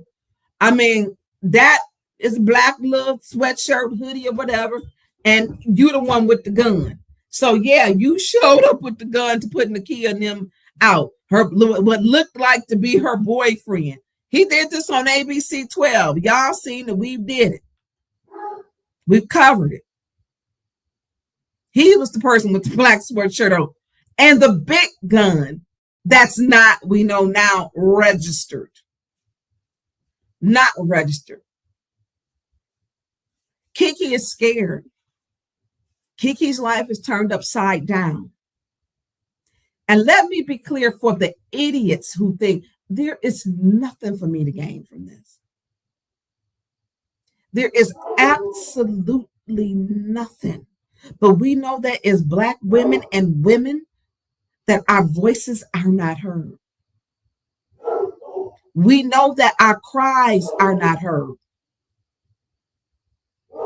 That young lady is scared. Somebody talked to you like you was less than an animal who has authority.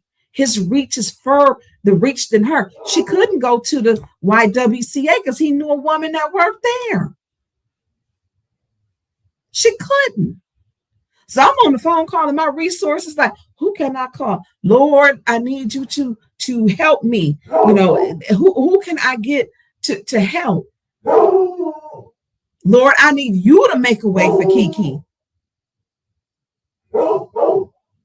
And so what happened? And I don't know why I didn't think about it, because I'll be on the phone with her at 2, 3, 4 o'clock in the morning when something go down. I called Jamaica Patrick Singleton. Jamaica was Mayor Weaver's chief resilient recovery officer. And so I called her, and we called each other for stuff that's just taking care of the community. And so I called her. I called her and I said, look, she needs help. She can't be in the county. She needs some services. And she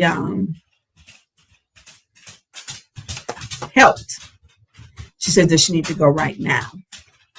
A lot of these women, when they need to go right now, means they don't have time to pack up their stuff. That means that they don't have ID. They take whatever. Sometimes it's whatever on their body. It don't even have to be full clothing.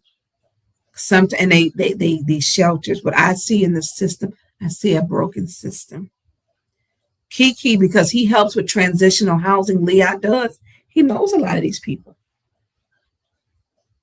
Her reach, people have been helping him. And she's scared. People are helping him. And she's scared. She needs an attorney.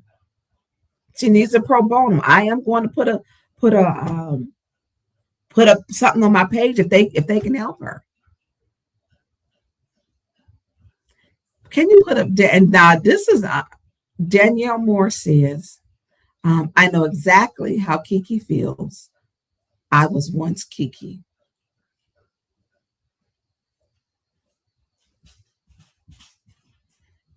Kiki deserves better.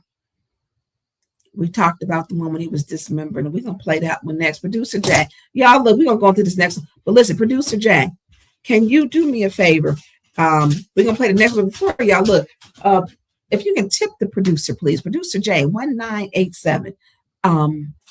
It is the Cash App, Producer J, $, Producer J, 19. please look, y'all. I ain't make this one, but he got the color right, y'all.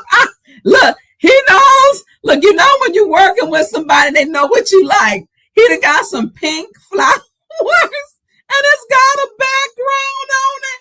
Look, I like that. Look, I approve. So if you can please kindly donate to Cash App Producers J1987. And for those who have already donated, thank you. For those who would like to donate, I appreciate that too. I cannot do these shows without having a producer, and literally it takes a lot of work and it takes a lot of time. I like that producer Jay. Look, he working overtime. Look at that. And so, listen, if you can please kindly donate to Producer J Producer J 1987, and it is down at the bottom of the crawl. You will see it at the crawl. So look across the bottom. It stays on the bottom of the crawl for the entire show. Tiana said he's the GOAT. Yes, he is. I ain't never seen this one, but I'm glad. I'm glad he did this. Michelle Young, no, we do not have a donation for Kiki. And I need to talk to her about that because she is struggling. She is struggling. Producer Jay. Oh, no, I was just going to say I had to fix it because the one that you made had a typo in it. So, you know. Well, I like the color. It's cute. It's cute. So listen, she's probably going to have Michelle a donation up. It will not have anything to do with me. It will go straight to her. She's having a tough time with a lot of things. She does need an attorney pro bono to speak out. He has someone from Manly, and she needs someone, and she needs us. When we show up, that speaks. When we show up, it speaks. And so listen, on Monday, 4:30, we're purple. We're purple for Kiki. Don't let Kiki's story be on the 6 o'clock news, the 11 o'clock news. We're purple for Kiki. Let her story be a story of survival. She done went from victim to survivor. We got to support her. Nothing is gained from Tonya Burns in this other than I don't want nothing to happen to this young lady. I want her to be okay. She has a mother and a father who love her. They love her. So we're going to, this next one, can you play this one? Then we're going to probably stop it and kind of skirt through it. It gets kind of long. The one that we click on the gray. 4:30, mitten to mouth, Carol. 4:30, mitten to mouth. Can you play the one? Because this is why domestic violence, this is the one I was telling you about, where he dismembered her, choked her with a belt. Can you let's put that one on for me, please, sir, and thank you. And y'all be patient with us. Look, if you're in here, click like and share. Rhonda Campbell, are you going to the city council meeting tomorrow? Hey, Lasanya. Rhonda, I think he did say he was, but he'll probably answer you again. The biggest support she need her parents are supporting her. They are. So y'all know I gotta take my mama's call. So hold on. Hey, Ma. Hello. Hey, I'm doing my podcast, Ma. I'll call you back. Oh, okay, fine. Bye. Kara, that was your Aunt Shirley. Okay. Now, I want to say this is where they had a shootout. This is where the police catch up with him. This is at the beginning. And he had another lady in the vehicle. This is the guy, Tony. People were advocating for him to get out of prison. He got out, was able to get a CPL. His record was expunged. And this is him having the day that they call it technically suicide by cop. He pointed the gun at the young lady that he was with in the car. He had his wife dismembered in a bathtub, which is across the street from Flint. Burton is Flint, as far as I'm concerned. And he was with another young lady, pointed the gun at her, and police shot back. So let's play this, please.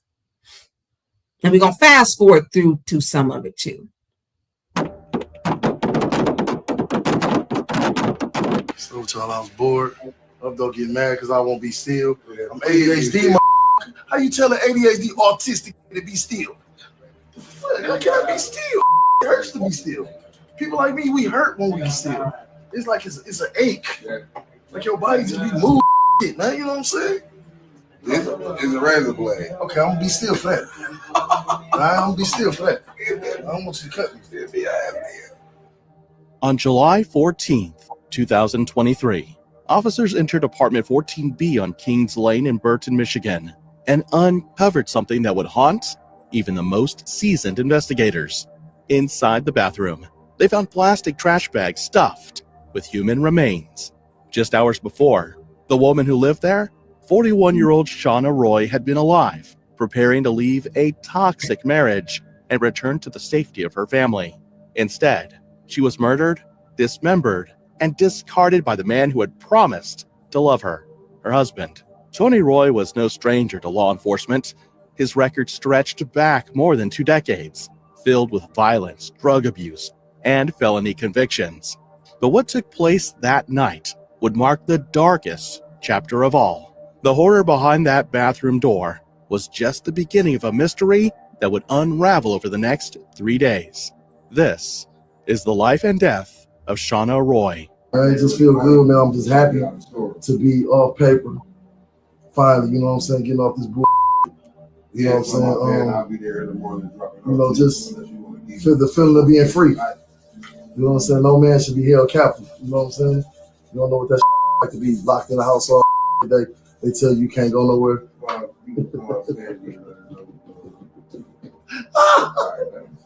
Yeah, man, I feel good, man. I ain't never accomplished nothing in my life. I ain't graduated high school. I ain't win no championship in basketball, and I love it. I ain't never won a championship. Like, we'd be like, damn, we was at a school. You know what I'm saying? A joint, yeah. In prison, I won like 3 or 4 of them. Shauna Roy was born on June 12, 1982, in Saginaw, Michigan. She was the youngest of 3 children in a close-knit and supportive family. Her childhood was filled with laughter and love, nurtured by a home that valued community and compassion. She attended Saginaw High School, where she quickly became a standout student. Shauna was involved in student council, joined the cheerleading squad, and managed to juggle her academics with her passion for helping others. After graduating in 2000, she pursued her higher education at Delta College, majoring in psychology and social work, with hopes of making a difference in people's lives. Shauna's commitment to helping others shaped her career path. She worked as a production operator at Next Tier Automotive in Auburn Hills, a company known for its engineering contributions to the auto industry. Despite the demands of the job, Shauna never let go of her dream to one day open an adult foster care home in her hometown, a safe haven for people in need. Her warmth and loyalty were well known among her friends and colleagues. To them, she wasn't just dependable, she was magnetic. Her best friend, Dominique, often described her as the heart of every gathering, someone whose laughter could light up even the darkest room. Shauna had a beautiful life ahead, but unbeknownst to her, her life would take a different turn as she met the man who would end it all. In 2020, Shauna met Tony Roy online. What started as casual conversation soon blossomed into what looked like a romantic connection. There were the usual early promises, talks of change, shared plans, whispered hopes for a second chance at happiness. At first, their relationship seemed to offer her comfort. Tony was charming and attentive, carefully weaving stories about how time behind bars had changed him, painted his prison years as a hard-earned lesson, suggesting that he'd emerged as a better man. But what Shauna didn't realize then was that Tony's time in prison was not just a chapter of hardship, but a grim warning. And that danger was something Shauna did not realize. And so she will make one of the biggest mistakes of her life. She pursued the relationship with Tony. It wasn't long before the two married. On July 22nd, 2022, they officially became husband and wife. But behind Tony's vows was a dark and deeply troubling history. Shauna had one child from a previous relationship, and she was protective of her space and her family. Tony, however, brought a storm with him. His criminal record stretched back to 1998 and included violent offenses like assault with intent to do great bodily harm, fleeing police, domestic abuse, and drug charges. At the time of their wedding, he was still on parole. For a while, Shauna believed Tony's words. He shared his thoughts in videos online, speaking about the difficulty of incarceration and the psychological burden it left. But as time passed, a different side of him emerged, one that didn't reflect change, but instead concealed rage. But then, everything began to change in ways that were both chilling and irreversible. It was subtle at first, restrictions on her movement, tense arguments, accusations of her cheating. But what followed would isolate Shauna completely and bring her closer to a fate she didn't deserve. Friends noticed the change immediately. She no longer called as often, and when she did, her voice carried a tension that hadn't been there before. Behind closed doors, things were far more dangerous than anyone on the outside could see. Shauna was enduring a pattern of escalating abuse, quietly suffering in isolation. The truth about her situation only surfaced later, through a revelation made by her best friend, Dominique. Dominique later shared that Shauna had confided in her about the violence she was experiencing. She spoke of being struck, closely monitored, and subjected to constant accusations. Dominique urged her to get out, to find safety. But Shauna, like so many victims caught in cycles of control and fear, didn't know how to leave without risking everything.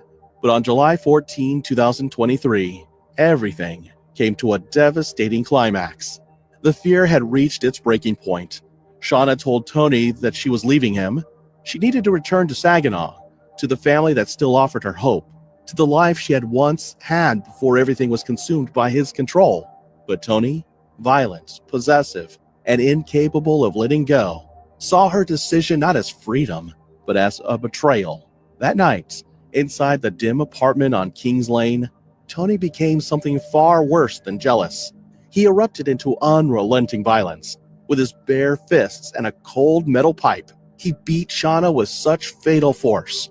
And then, as if that weren't enough, he wrapped a belt around her neck and pulled until the life drained from her body. It was not quick. It was not merciful. It was a final act of dominance, soaked in rage and void of humanity. But the horror didn't stop there. Tony then began a ritual of desecration that defies belief. With calculated cruelty, he dismembered Shauna's body, first with a knife, then with a saw, tearing through flesh and bone like he was erasing a life, piece by piece. He then stuffed her remains into plastic trash bags, sealing them shut as though trying to contain what he had done. Then, with chilling calm, he tried to wipe the apartment clean, scrubbing the walls and floors, but like most killers, he did not do a great job hiding his crimes. The next day, July 15th, he picked up Shauna's phone and sent a text to her best friend, Dominique. He impersonated her, claimed she was fine, just busy. But something was immediately wrong. The words were flat, empty. There were no emojis, no warmth, but it was a single word that struck Dominique. Tony had addressed her as honey, a term of endearment that Shauna never used. The moment Dominique read it, a gnawing dread settled in her chest. That word didn't just feel off, it felt wrong, like a foreign voice speaking through a familiar phone. The tension gripped tighter as Dominique reached out to Shauna's mother and sister. None of them had heard from her in days. That silence was too loud to ignore. In unanimous fear, they contacted police and asked for a welfare check at the Burton apartment. When officers arrived around 7:20 p.m., they knocked on the door and received no response. With that, they had no choice but to force entry. Inside the apartment, they were met with a scene of horror. Blood stained the floors and furniture. Tools lay abandoned near the bathroom. And inside the bathtub, they found the trash bags, filled with human remains. It didn't take long to identify the victim. It was Shauna Roy, and she had been dead for days. What investigators discovered next would change everything. Tony Roy was already gone. Using cell phone data, police tracked his movements and learned that he had fled Burton and traveled to Detroit. With him was another woman, one whose name has not yet been released, but whom police believe he was holding against her will. A manhunt began. Police secured arrest warrants for Tony, charging him with open murder and mutilation of a dead body. They alerted the Michigan State Police and the Detroit Police Department. Surveillance and license plate tracking were set into motion, and on the night of July 17, just after midnight, the desperate search would reach a sharp turn. Michigan State troopers spotted Tony's car near Telegraph Road and 7 Mile Road in Detroit. Inside were Tony and the woman. What happened next would end the manhunt in a burst of gunfire. As troopers approached the vehicle, Tony pulled out a handgun. He pointed it at himself, then turned it toward the passenger. Seconds later, officers opened fire. Roll down the passenger window and drop the gun outside the car.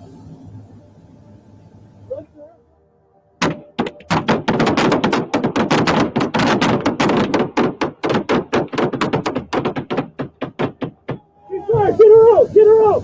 Get her out! Come on! Come on! Come on! Come on! Come on! Let's go! Get medical rolling! Get medical rolling! Get her medical!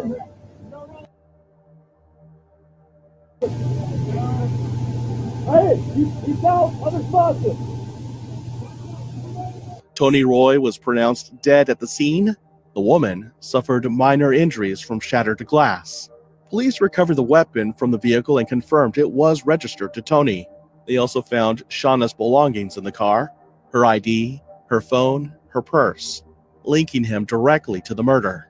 The woman in the car was later interviewed by authorities who believed she had no involvement in Shauna's death. She may have been the next victim or simply in the wrong place at the wrong time. We begin tonight with the Burton man accused in the murder and dismemberment of his wife and how he had a long history of criminal behavior dating back to 1998, according to records from the Michigan Department of Corrections. Tony Roosevelt Roy's crime spree came to an end this week when he was shot by a Michigan State police trooper during a routine traffic stop in Detroit. Our Don Jones joining us now with more on Roy and what police say he did. Don.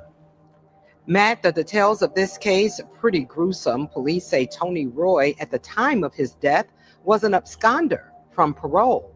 They believe he is the one responsible for killing his wife and then cutting up her body and placing her body parts in trash bags. Back in Saginaw and Burton, the news spread like wildfire, flooding social media feeds and lighting up newsrooms with its sheer horror. Within hours, the community was reeling. Shauna's family and friends mourned publicly, their grief raw and urgent. Posts poured in full of disbelief, heartbreak, and anger. The fact that Tony had walked free despite a staggering criminal record infuriated many. People demanded answers. How could a man with such a violent past have been granted the freedom to strike again? The outrage was immediate, and it was deafening. What unfolded was a case that exposed the intersection of domestic violence, criminal justice failures, and the tragic consequences of ignoring warning signs.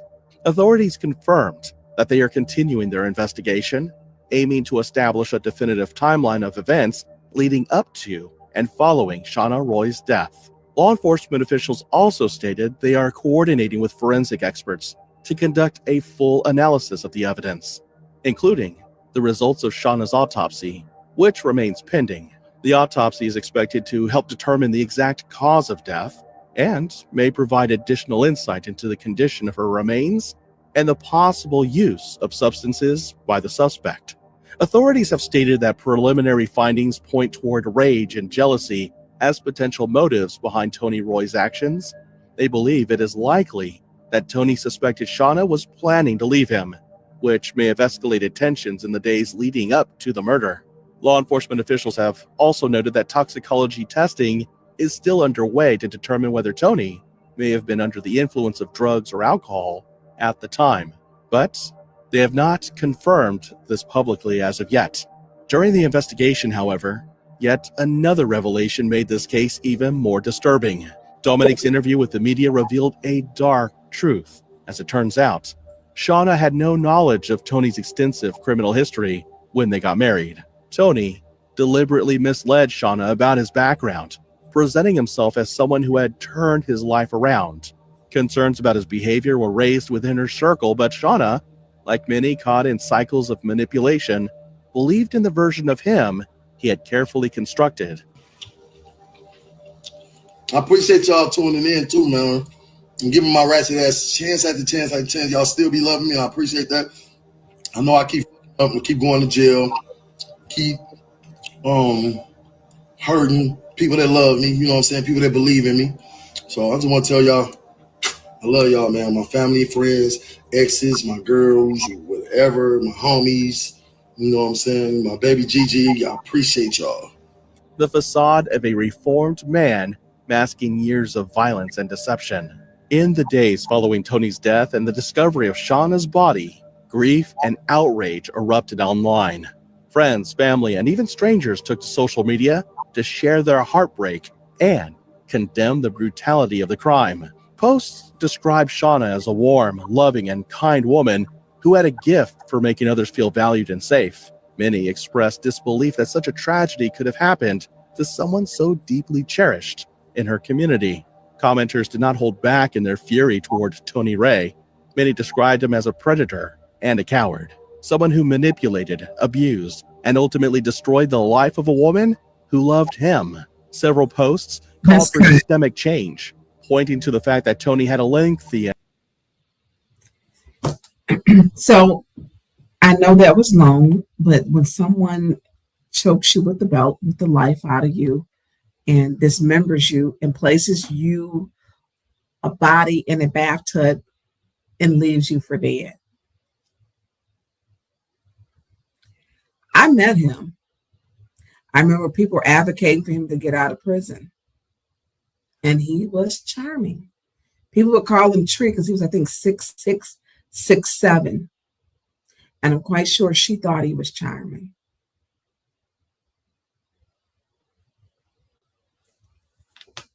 Prayers for her family, because that is an awful way. She deserves to still be living. Prayers to her family who had to grieve her death, and she had children. The system is broken, and people don't know how to get out. Again, if you are a victim of domestic violence, there is help. 1-800-799-7233. 1-800-799-7233. And be careful what agencies you're dealing with, because it's some quacks out here. There are some quacks. It's some people who will reach out to the abuser to find an answer. So be careful. But you can call that 800 number, 799-7233. She was preparing to leave, and she was killed, choked with a belt, and dismembered in the tub. Her body parts. I met him. I mean, I met him. You know, his friends, and I know some of his friends who said, I wish I could have got to him before he did this. Mental illness is serious, and we have to identify it, and we have to deal with it. And if you have a family member that does this, it's not okay. It's not okay if your brother, your cousin, your sister, your best friend beats on women. It's not okay. It's not normal, and it's not okay. Get them some help. Tell them they're wrong. And oh, she'll mind getting her ass beat. And I've heard this before. That is the most ludicrous, ridiculous statement in the world. To face domestic violence, some people that you don't even see something wrong because they don't show the bruises on the part of the body that is clothed. They know where to hit you at. It could be financial abuse. It could be, I'm on a bandy like Kiki getting put out of her house. Leon is evicting her. This is a smart young lady. She's just broken. And she needs help.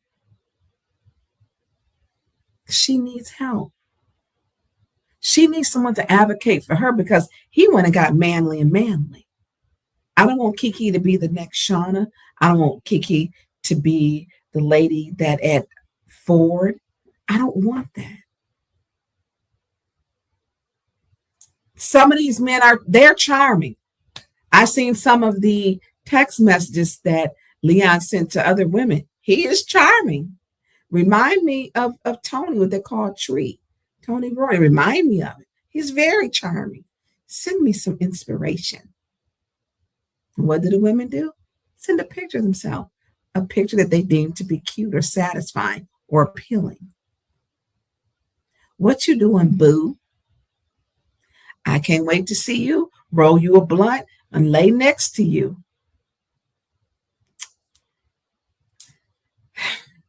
So one of the things he has asked her for, when he came to the house the last time that he came to the house, was it July 31st? He asked her for, and the police officers, for the insurance policies. He asked her for the insurance policies. I'm going to say alleged because I wasn't there, but this is what she told me. And y'all know my attorney watching, and he told me he was watching. So alleged, but she told me this happened. He asked her when he came with the police, when he said that his and I just, when his attorney said he didn't know with the personal protection order, he wasn't supposed to go over there. So this was to Tiara. And that's the name that's up there on the watch. That's in the blue at the top. And it says, waiting for your baby mama money as well. Laughing my ass off. Greed will be the death of you. Leave that up. So what is meant by that? Kiki found 2 insurance policies. Her mother had put them up. She was upset, but they were put up. I didn't put those up. She asked, the prosecutor has them. You know, she's working with the prosecutor. Keep her in your prayers. So the insurance policies, he goes over there this last visit and says, you know, I want those insurance policies. Kiki didn't know he had an insurance policy on her. 2. She didn't sign them. She didn't know about them. She had nothing to do with them. Her signature was forged, and the idiotic demon, whoever did it, spelled her name wrong. Now, if it is her policy, wouldn't she spell her own name right? So she had to file a police report for forgery. For forgery. You can't make this up. And they're not taking this, I don't think, serious, as I'm showing you when women try to get out. 2 policies, not 1, but 2. He forged her name. She had to file a police report. She's doing everything that she's supposed to do, but yet he's still harassing. Now he's evicting her. He was stalking her through the cameras. And he's going to sit his ass on that city council as if he is someone that deserves to have a seat and represent the people. It's no honor in domestic violence. And then this is a joke, you know, waiting for your baby mama money. And she's like, is this the insurance policy? Is this what this is they're talking about? And then Tiara states, greed will be the death of you.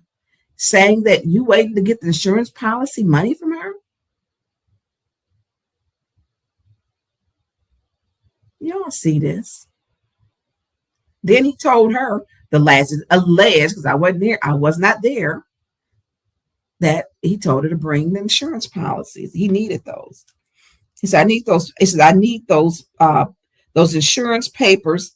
Oh, I need those insurance papers you're posting online, is what he told her, per Kiki. There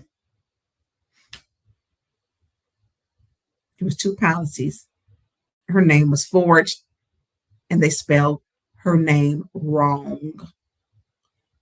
They spelled her name wrong. Whoever signed it did not spell her name correctly. We seen what happened to Shauna Roy.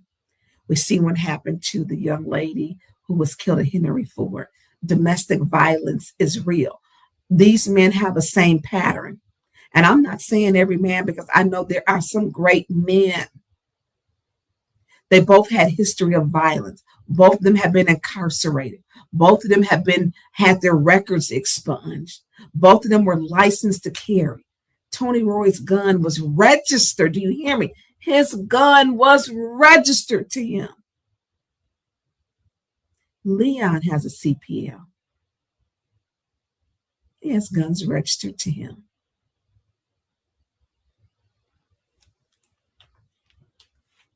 How you think she gonna sleep at night?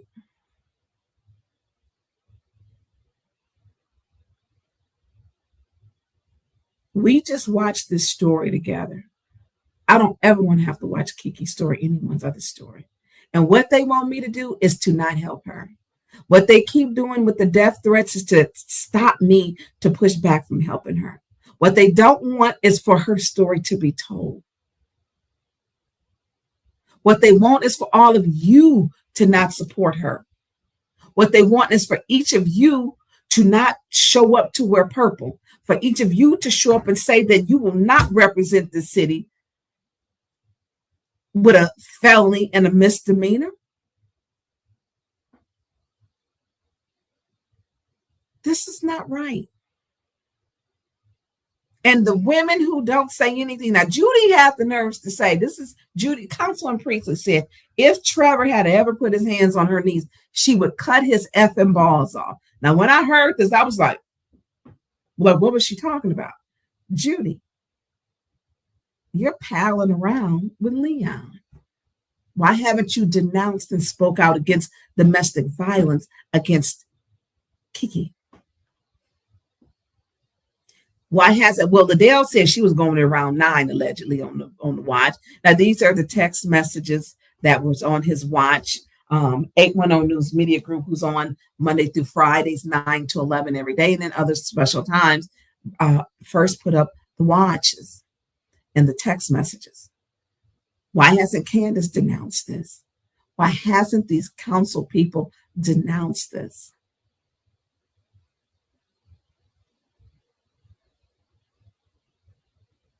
Waiting for your baby mama money as well, laughing my ass off.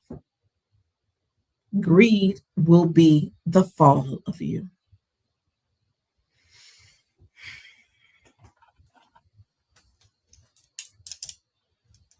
So keep Kiki in your prayers. She needs them.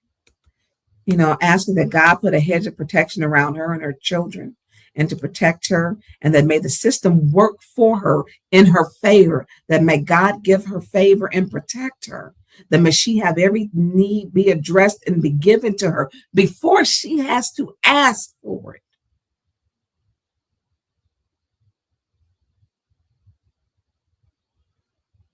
This is serious. Y'all saw the stories. The men have the same background and very similar that killed those women as Councilman Leon L. Alameen has. Their backgrounds are similar. The killers that I put up and showed you have the same similar background as Councilman Leon L. Alameen. They were dangerous. He shouldn't be allowed even in City Hall. He should have everything that he has stripped of him. His parking spot right now, his keys to get in and out of City Hall. He got keys and y'all ain't got keys. He should not be able to. Got a pass card. He should be up there to be able to vote on things. And then in her affidavit, she stated he didn't live there. The police said he didn't live there. And I'm not saying it. We can say alleged because Attorney Johnson is on here. But I was there when they said he don't live here. The officer was talking to me and he was on the phone and the police officer was standing there in front of me as he was talking to him. So you don't ask to get all your things out the house and you don't live there.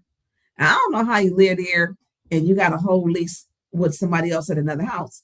I'm not understanding. He should have honorably stepped down and said, you know, it's time for me to really turn my life around. I need to fix this thing. You know, I've got children. Let me step down. The women on the city council, everybody on that council in the city, the mayor really need to denounce him. How are you the mayor and you are saying you ain't said a damn thing? He's sending you text messages. What's up, big time? What's up, big time? Well, I can't get with you. Contact Ed or Green. Well, we know Green don't do his damn job because he ain't asked anything about the death threats, which I'm quite sure are coming allegedly from Leon L. Alamean's camp. Green ain't said a motherfucking thing about my life. Nothing. He did nothing about the 14-year-old girl when I sent it to him. And this little girl was shot in her back. I don't have to like you for you to do your job. Flint is so frustrating. These cliques, and we see who getting money, who vote for their own nonprofits, and we see this. First thing you should do when you're a mayor, you a leader, say, I denounce domestic violence. Let me do something to work. Let me get our public health official navigator to work on this. You set a precedent that in your city and with the staff, it's not going to ever be accepted. That putting your hands on anybody is not going to be tolerated because we are sworn into an oath of a higher standard and that you are going to uphold it. He didn't denounce it. And he sent him a text message. And we know, and he got the little picture. He calls him big time. What's up, big time? Not cool. Not cool. It's embarrassing. It's an embarrassment to the city. And when people say we don't know about Flint does have a dark cloud. And all this silliness, I'm gonna protect what I'm skimming off or whatever I'm doing. Do right by the people. 22 shootings happened. 22 on August 1st, 2nd, and 3rd. And not one news outlet has reported. You heard at the barbecue thing when the officer said 17 bodies was dropped at something like this. 17 bodies was dropped. That was just Saturday, y'all. That didn't include Sunday that 3 were shot. What, a 15-year-old boy, his brother and mother were shot. But the 15-year-old died. That didn't include that Friday. So 2 Friday, 17 Saturday, 3 on Sunday. You got 22 gun violence or gunshot victims. Victims of gun violence. 22. The officer said it. 17 bodies was dropped at an event just like this. That's out the police mouth. From his mouth to your ears. His mouth to your ears. And it's okay. You people should be raised in hell. That council chamber should be so full. It should be a protest in front of city hall. We got to come together.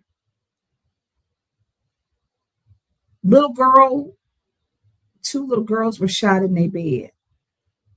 A week or 2 before, they survived.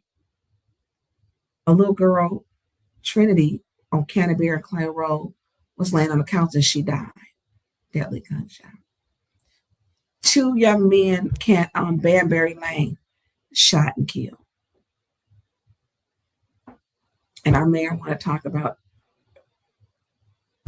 goofy stuff. Sir, fix your gun violence problem. He asked her, quote, Kiki,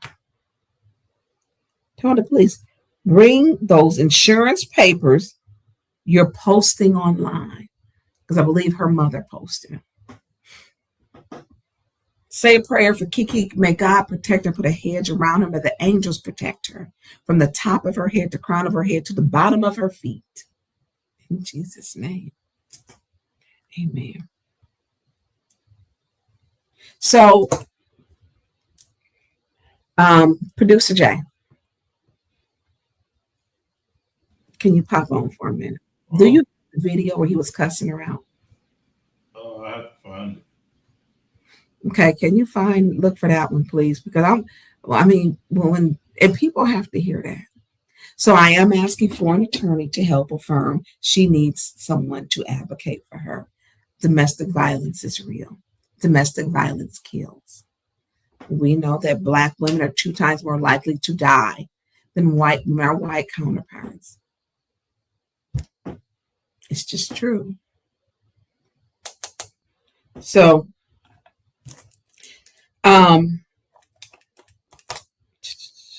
I I had a whole my little run of show. So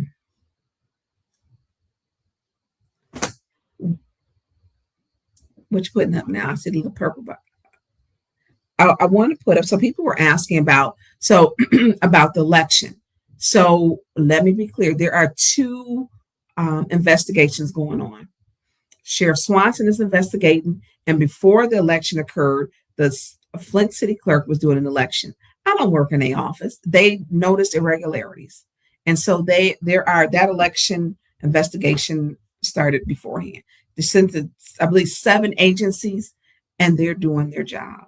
Beverly Biggs did meet with the sheriff's department and with the detective to go over her case. Detective is going over her case. She gave her a packet, and then also the packet. I don't know what the clerk sent over. I wasn't privy to that. So the clerk sent one over also, and so it is being investigated for voter ballot fraud or harvesting. But there were 2 cases, and this seems to be a problem in a lot of different places. We know that in the city of Saginaw, they had stated that the council person who she was caught with filling out the what's the names, that it was going to be she's going to be sentenced or whatever. She was convicted of a felony. And so they have asked her to, thank you. So guilty of election fraud, Saginaw councilwoman could lose political seat and freedom this week. So they were caught literally on video camera. I kid y'all not, watching them fill out the what do you call it? The signatures to vote. The signatures to vote. So, and I don't know what else they did, but she was convicted with a felony. You cannot get a felony while in office, according to Saginaw's rules, and also Flint City Council rules or in our charter. You cannot. This lady, they want her to resign. She has not resigned. So that is coming up. Also, there is we talk about voter for Alabama had 2 new cases. District 3 had city council candidate arrested. District 3 city council candidate arrested on multiple voter fraud charges. You can't mess this one up. Producer, that's one with 3 people's picture going across. This is in Alabama. Phoenix City, Alabama. The Phoenix City Police Department has arrested a city council candidate during a voting fraud investigation. According to the PCPD, District 3 City Council candidate Jamar Gales was arrested on August 21st and was charged with the following: 2 counts of attempted to commit absentee voter fraud. Another count, 1 count of conspiracy to commit absentee voter fraud. Listen, y'all better leave them absentee ballots alone. Leave them alone. Leave them alone. Leave them alone. And so then there was another one. You can't make this up. City council candidate in Lafayette arrested under misdemeanor charges. I mean, look, they come if you look. And I'm going to tell you something. They better tell who put them up to this. I would tell.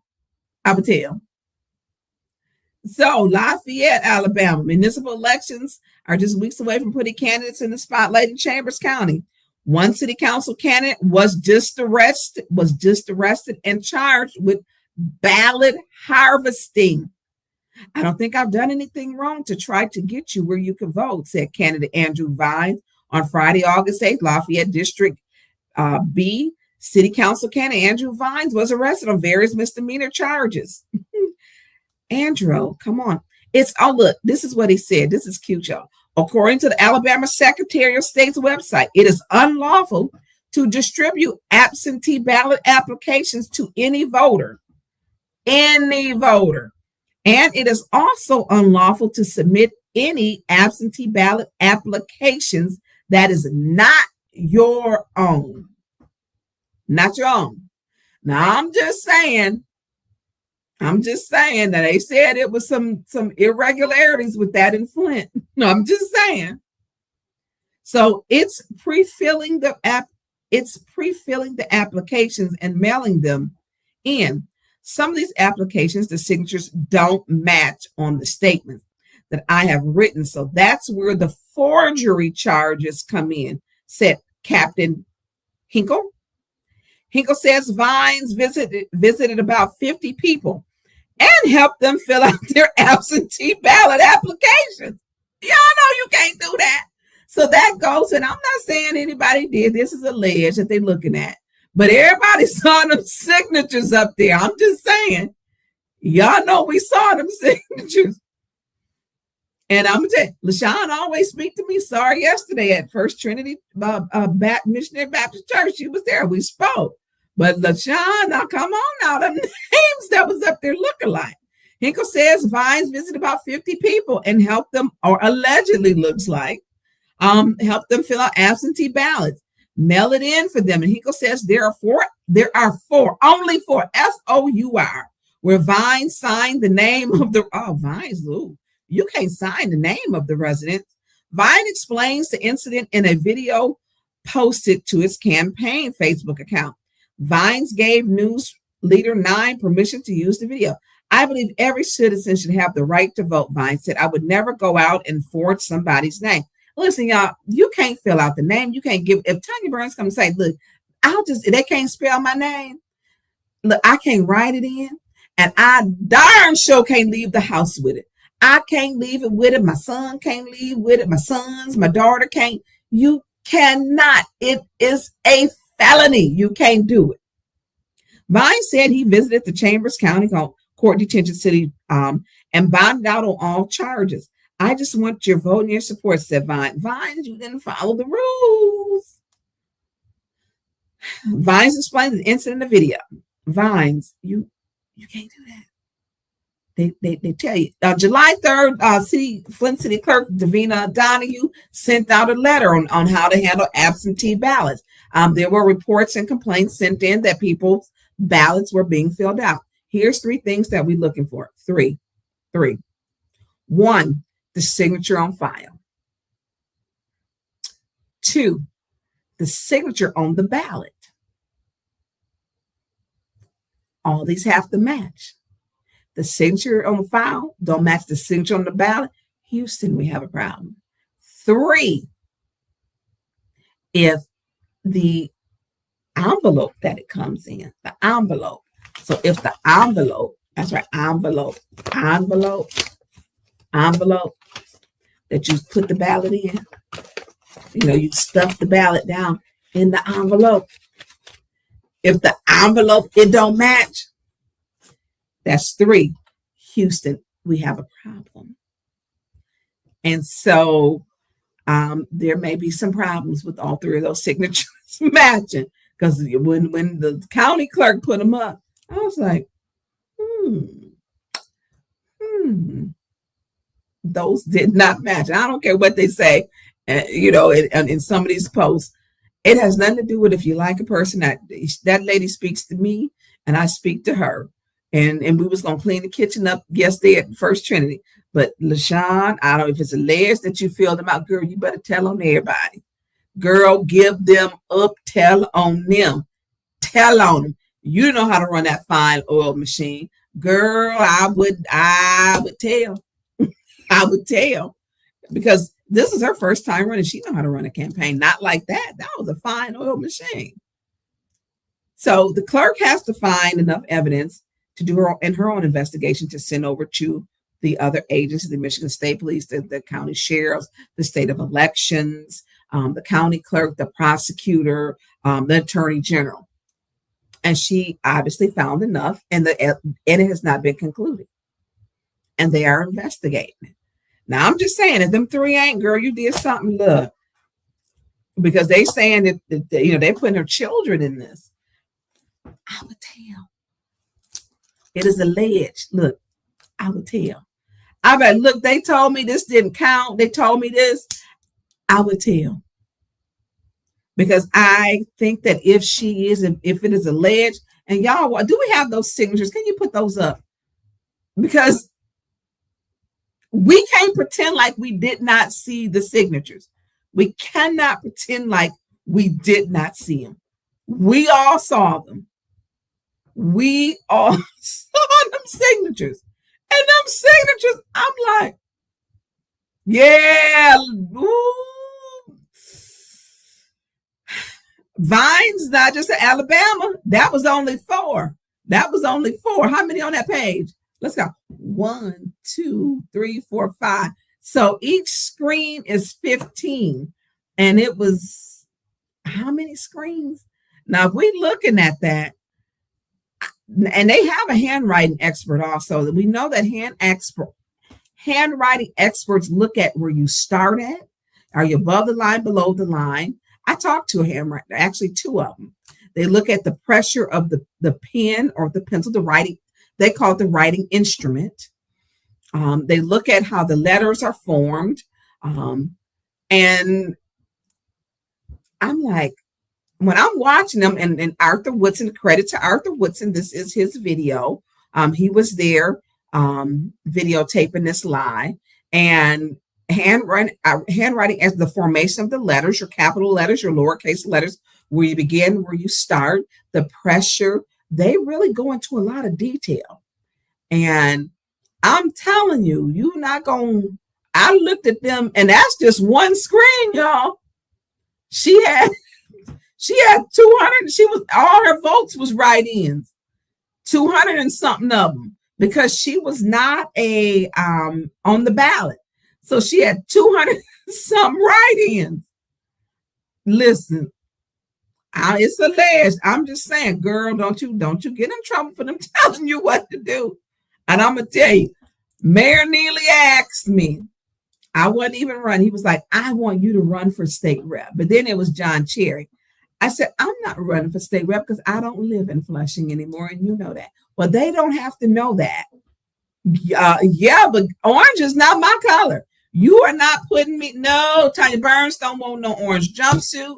You not going. And I wasn't even running then. I was actually helping him with his campaign at that time, and he wanted me to run and use the Flushing address. No, sir, you won't get me caught up. No. No. And so, LaShawn, it's alleged. I'm just saying, don't let them hurt your family. Girl, I tell it. I tell it to the mountain. I would tell it to the baby Jesus. I would tell it. I'm just saying. I wouldn't, because there's no way all that money, no one has ever won a write-in campaign in Genesee County. Oh, let me say Flint. I'm going to say Flint. Because Judy went to say about what's in that. And Judy, you speak up. Tell us how you pay cash for that kitchen. That's what we want to, how you pay cash for that kitchen, Judy. As you told Attorney Kim. Yeah, Attorney Kim was mentioning it to me. That's how I know. You pay cash for that kitchen. Show me where you saved up for that kitchen, Judy. Yeah, that's what I want to know. And they protecting her. I don't, put them sentences back up just one more time, please. Because the L, people was looking at them, the A, the S. And let me tell you something else people don't do. People don't know that you would have the S to be capitalized. That's what the handwriting expert told me. That they don't know that the S would to be capitalized, and look at the L and the J. And I'm just gonna tell you, don't let them hurt your family, LaShawn. Don't do it. I'm just telling if it is alleged, because this is serious. Now I done read you the little story. We done talked about the little Alabama ones. We know about the Inkster. Was the Inkster? No, it wasn't Inkster. It was Hamtramck. They going to jail. Hamtramck going to jail. Same stuff. Hamtramck. What that little boy say when he asked that little commercial? If such and such got made $50, he spent $49. how much money he got, and he bought a candy bar. He broke. That's what he was saying. Don't you let them, because they look at all of those things. When I talk to the two handwriting experts, I'm just saying, I've never had anything with her. I know she's had problems with other people. I have not had a problem with her, but I'm just saying, don't you take nothing from nobody else. And when the people come talk to you, or you better go talk. Look, I would go talk to them first. It is alleged. Look, I need to talk to you. This is what's going on. Make your deal before then. But tell it. Because that handwriting expert didn't say it. This is a problem. And that last row, 3 of them we know look the same. That top one, that second one, and that bottom one is similar. Then we go on over to the middle row. 1, 2, 3. I think it's about 4 in that middle row. And this is just one. All of her votes were write-ins. All of them. Don't you take nothing for them. Look, you done got they can't take the siding off your house. I'm just saying. They can't take the side. You done got your roof. You done got your porch. You got your water bill paid. Girl, you got your stuff. Your house is, and it looks very nice, by the way. It looks very, very nice. It looks very nice. Don't you let them take your kids. Don't let your kids get nothing for this, because they saying it's alleged that her son was picking them up. And they put it in some affidavits where people didn't sign and said he picked them up. Literally, there are affidavits that people have said they have picked them up. LaShawn, girl, you better tell. You done got your stuff done. you done got it done. And it looks very nice, by the way. It does. So I'm just saying, this is you can't make this up. So it is in the court, it's being investigated, and I guess we have to see. But you got signed affidavits saying they came in, or you wrote the name in, and you can't do that. Then if you getting them absentee applications by mail, that's federal. Now I read the Sioux Falls, Sioux Falls, Iowa case. She got charged with 26 felonies. Not charged, she was convicted of 26 felonies, carrying 5 years apiece. 26 felonies carrying 5 years apiece. That was 120 years. That was what she was convicted of. Not charged with, their charges were much more. That's what she was convicted of. And so what I'm saying is to you, sometimes you may get caught up in certain things, people telling you, and it's not, well, you can do this. I did this, we didn't get caught. Or I did this. Girl, they handwriting expert. And I wanted, did that county clerk put that up on that machine and blew them up to be funny, like, y'all don't see this? Yeah, Stevie Wonder said, I see that. Now let me go drive your BMW. It was so clear. I'm just telling you, you can't write in your name. And we know that people, where's the left-handed people? Where's our old people who write small? Where are these at? Now that one down at the middle was probably, that's a true one probably, because that's probably somebody older. I'm just saying, I don't know if you did it, but girl, they got some affidavits on you. I would go to the sheriff's office. I would talk to them. I would. It is alleged. I wouldn't let them put me out there. Oh, but I was told that they did hire, the city of Flint hired an attorney for her. And it's a very pricey firm. That I was told. That the firm, that the city, and this is pre-election, and that the city is paying for the attorney, which I don't know how the city would be paying for the attorney. I really don't know. That is mind-boggling to me, actually, because this was beforehand, which we have nothing to do with that. And it's a pricey attorney. It ain't no little cheap attorney. So I was told, Butzel and Long, really good attorneys. They're 150 West Jefferson, Suite 100, Detroit, Michigan. So this is the one that is, I guess, with the complaint or whatever that was filed. Butzel and Long. This was dated August 22nd. So why is the city representing her when this was beforehand? City ain't got nothing to do with this.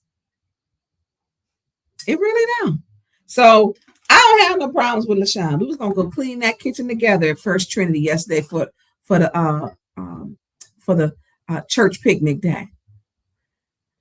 But I'm gonna tell girl, you better look at them signatures. They got signed affidavits, and this is serious. This is serious. This is serious. So I did want to state that.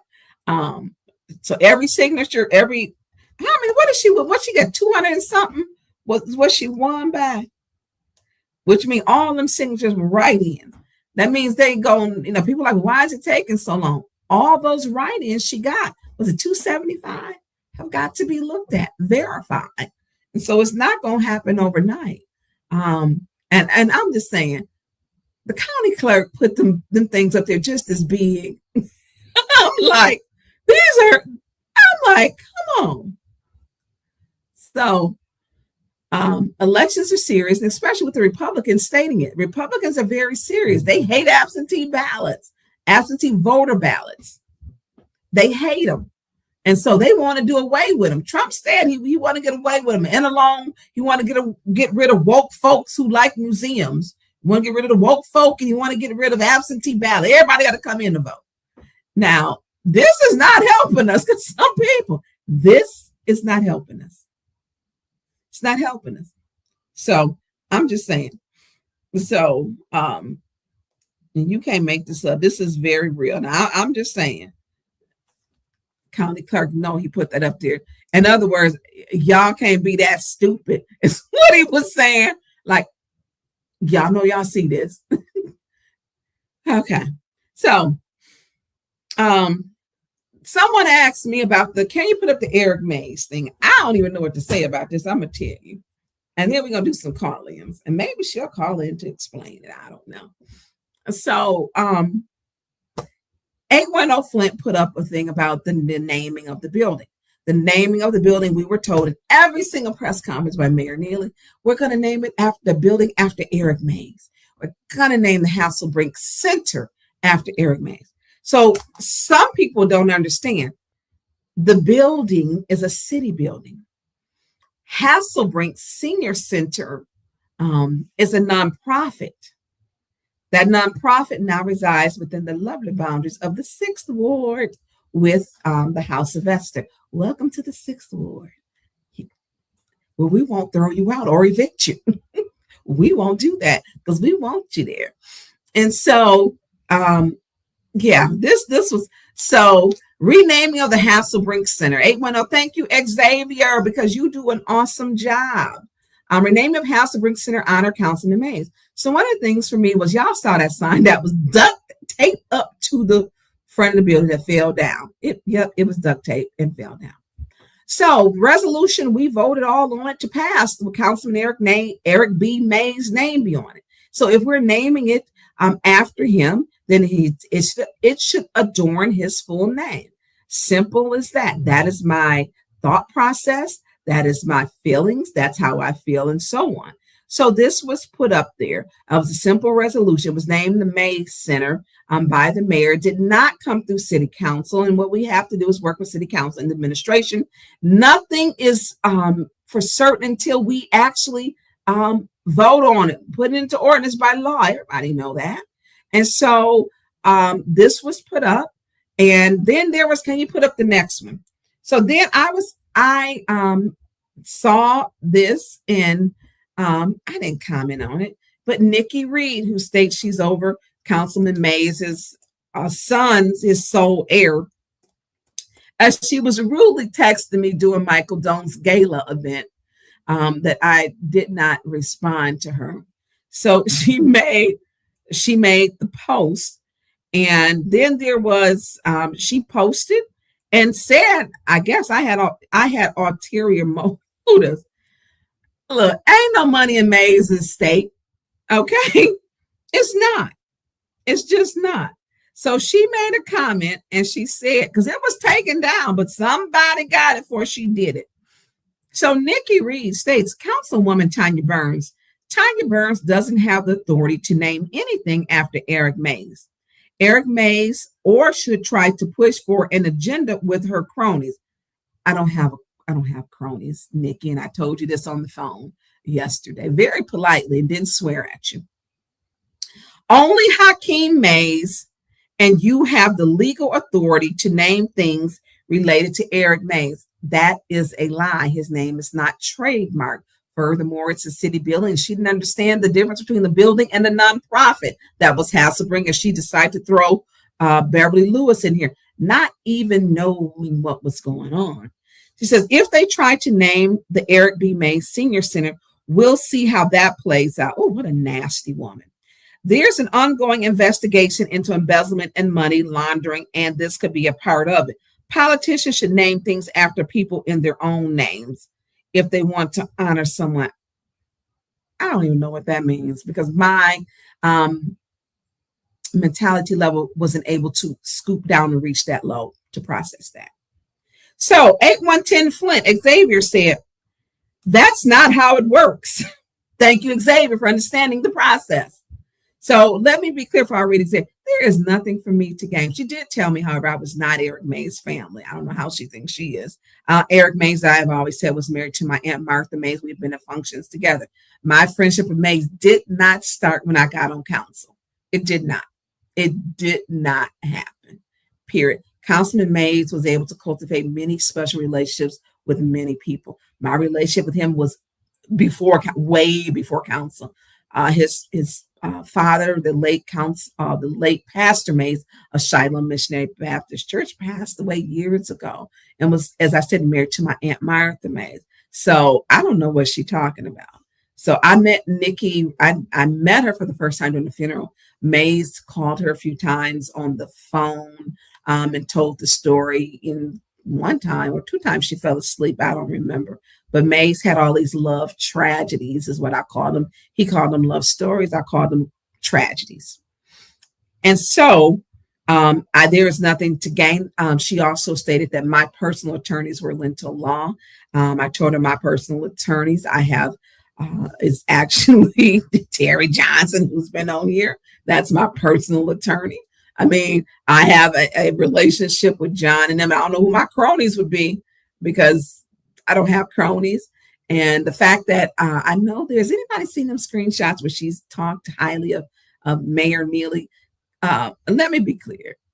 Mays had such disdain for Mayor Neely, he never would call him mayor. He called him Mr. Neely, but she wouldn't know that, though. She wouldn't know that. He wouldn't have anything to do with him when get on the elevator. We all heard that how many times. He had him there in front of which Mays, and I wish that was done differently during the fire hearings with the Mitchell children, the Pulaski fire ones.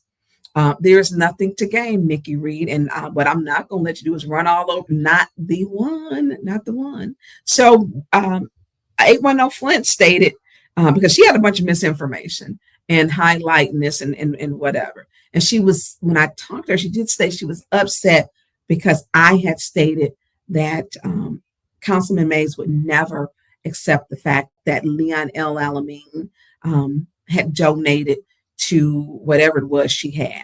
And I stand on that. He would not. He did not support Leon. He had a problem with Leon. Leon cut that young lady Nakia's water off. And then when Nakia was going to the other ladies who were both returning citizens, getting their life together, women, he took advantage of them. Councilman Mays did not support that. He told man, cut the water back off. The Councilman Mays called himself he called himself a lover, but he would not support that. Absolutely would not and did not. And so for her to try to say that, no, I'm not going to let you do that one. And so 810 Flint said, that's not how it works. Nikki Reed, that's not how it works. The state doesn't control city property. It sure doesn't. And no family member has legal authority over naming public buildings.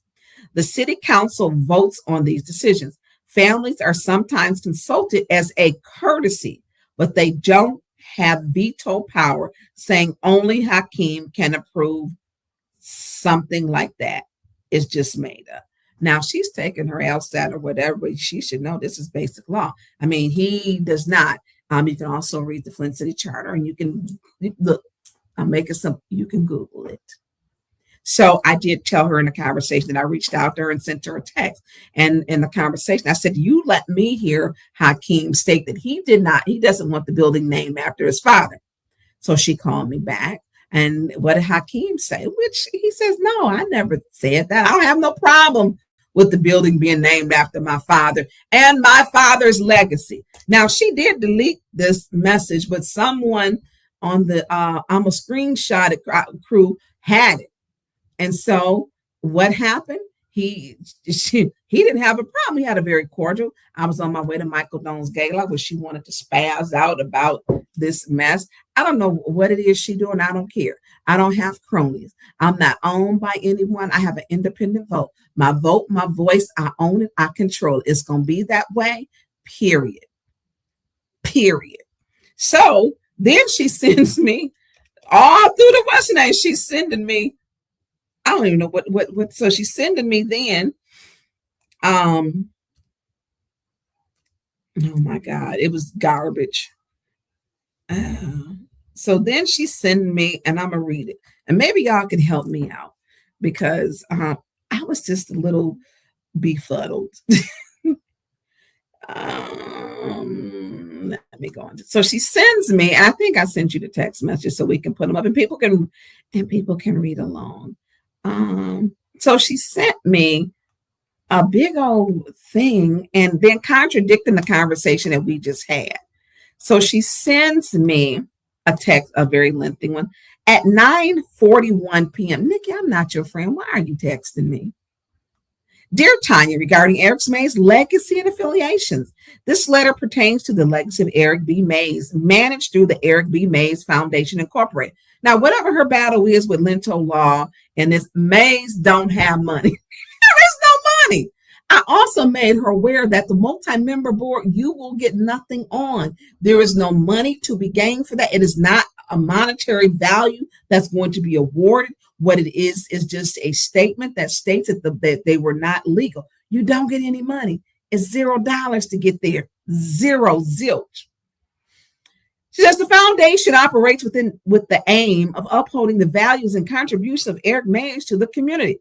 We note that Hasselbrink Senior Center, while conducting commendable work in the community, operates independently and is not affiliated with the estate legacy of Eric B. Mays. We have reviewed the resolution pertaining to the Home Road location. Where the hell is Home Road, y'all? Home Road. It don't exist. Okay. Hasselbrink is a nonprofit entity, okay, that Mays helped them to create. It was another one before then to keep the doors open.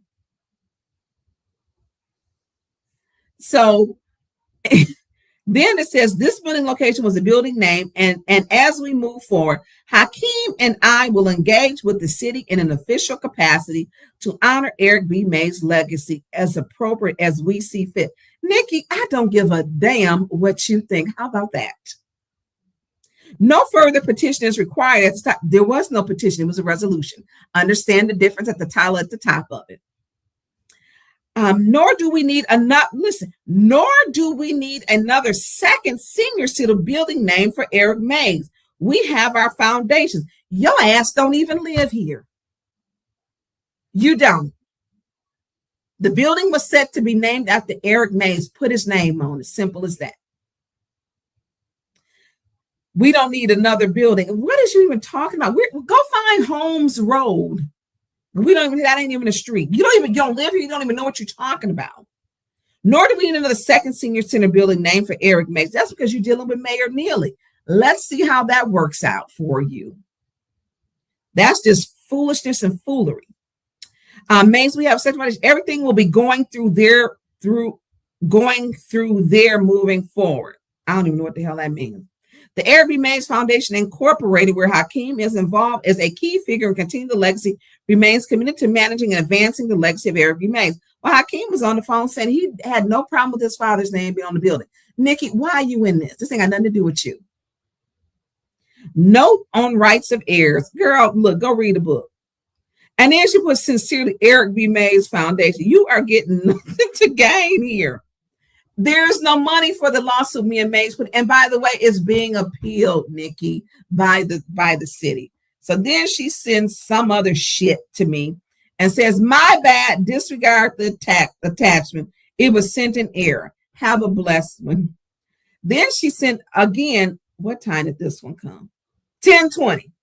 Because she's still sending me. I'm at the gate. Tired, feet hurting. The home road building is the official senior center to honor Eric. We thank the city and moving forward, the Eric B. Mays Foundation. Okay, I don't know what she's doing. I don't have no cronies. I don't know where home road is. I don't know what Nikki talking about, but Nikki, stay the hell off my line. Don't contact me. The resolution gonna stand and stay. I'm gonna keep putting it up, and there's nothing you can do about it. Hakeem told me he was gonna do it, and I'm gonna call his sister to see, does his sister know the shit you're pulling on him? Does she know what you're doing? This is embarrassing. This is embarrassing. And she going through this whole thing. He gets on the phone and says, I have no problem. And he asked me, he said, I can't remember, how did my dad meet him? And I said, well, I don't remember. I said, no, wait a minute, I do. He met him through Beverly. John met him through Beverly. She introduced him. May, because John allowed May, y'all know Mays wanted to be an attorney. And Mays would write out all his stuff. He was able to talk legal stuff with John, and he was able to form some of these lawsuits the way he wanted to, and to have them present him without him being the actual attorney. But if she knew him, maybe she's talking about something on home road. I don't know. But the issue with this is the resolution is up to, it has nothing to do with her. She has no standing. And then Hakeem said, I don't have a problem with my dad's full name being on it. So be careful who you deal with. I don't know what she's doing, but the resolution is going to stand. Nobody cares what you think, Nikki, and I really don't. And don't text me, call me, because I know you're watching. I don't deal with you in that way. I simply don't. Disappointed you turned out to be the person that you are. Very disappointed. And yes, I stand on the fact that Councilman Mays living and even in his, even as he is resting, would not have anything to do with Leon, because he knew what Nakia was going through and tried to help her. But you wouldn't know that because you was in Florida. All this, he was the love of my life. He didn't ask to marry you. That's a lie. Well, he did ask to marry you. He wasn't going to marry you. He told that to everybody. The love of his life was not you. He liked you, but he was a ladies' man. And before this gets out, I never had a relationship. Mays was like a cousin to me. So I don't know what she's doing. I think, in my opinion, this is crazy. I think it's crazy. I am a contact his sister. Thank you for that information, because this is crazy. Is she coming at me over a resolution and what she want? I don't give a damn what you want. I really don't. I didn't pick up the phone to call you. And they're gonna send that stuff, and they're trying. No. You dealing with all kind of people. Let this for the family. His full name. When you name a building after someone, you put their full name. That's what you do. So God bless her, y'all. So 810 Xavier, thank you for correcting her and letting her know. And the name is not trademarked. And you don't get to choose, Nikki Reed, what building it go. You don't get to do that. That's not what you get to do. You don't. So you go play with somebody else. I'm really not the one. I'm so not the one. And then wrong. Well, John he's represented you, and you with Linto Law. Girl, it's Attorney Terry Johnson. John is representing himself. But John and I am friends with John. I deal with John. John is, I have told you, my personal attorney. It's Attorney Terry Johnson, McAllister Lambert. My attorney was on here tonight. Make sure I said alleged and text me. I am on here. So her beef with John, and by the way, John did set up a foundation, which I did not, and I had to explain that to her. He set up a foundation. And whether we like it or not, John and Mays had a very close relationship. I don't know if Mays knew he was sick. John got him custom tailored suits. You can tell Mays nothing. He got his signature on literally monogrammed on, and John took him to Philadelphia. He was like, man, these attorneys are wow. I got some custom shirts and suits. Yes. I want, you know what? I bet I know what Mays would say about all this.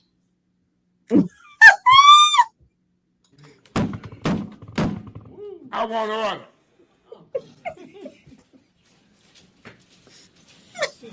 Y'all want to talk business or some other shit? That part. John had a very close relationship with John. And you don't get to choose people's relationships. They were very close. John and Mays was riding. He thought he was a runway model.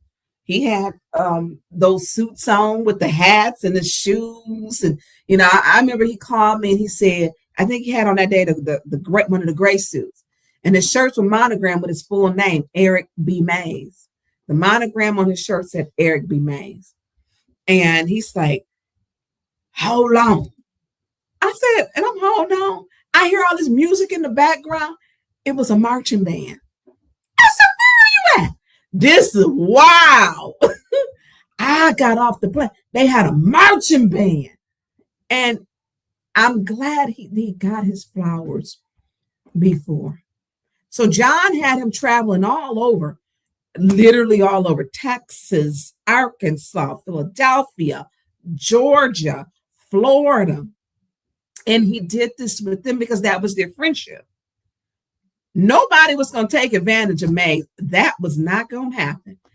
Now, he might take advantage of some other people, but nobody was going to take advantage of Councilman Eric Bradford Mays. Not going to happen. Now, he might get you or catch you slipping, but nobody was going to take advantage of him. John didn't take advantage of him. Yes, Kendrick said Ricky Smiley dressed him too when he was up there doing that little dance. Yes, he did. Ricky Smiley did too. John paid for Mays' travel.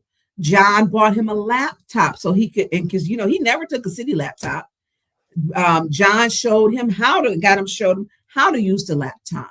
He also bought him, when he was doing his TikTok videos, John bought him an iPhone and made sure he kept it charged. I mean, there were things that he did. That his 65th birthday party was paid by John Groff. No expenses was spared. Black and gold, the cake, he had a decorator. It was catered by the Hilton Hotel. It was beautifully decorated by Dee Dee. He had giveaways for everybody. John paid all of that. And then he paid to bury him. He paid to bury him and had him in a casket that with a crown on his head for the king he was, who said, I'm a black man from the north side of Flint. He had a horse-drawn carriage for him, for his body to be pulled in by the horses. John paid for that.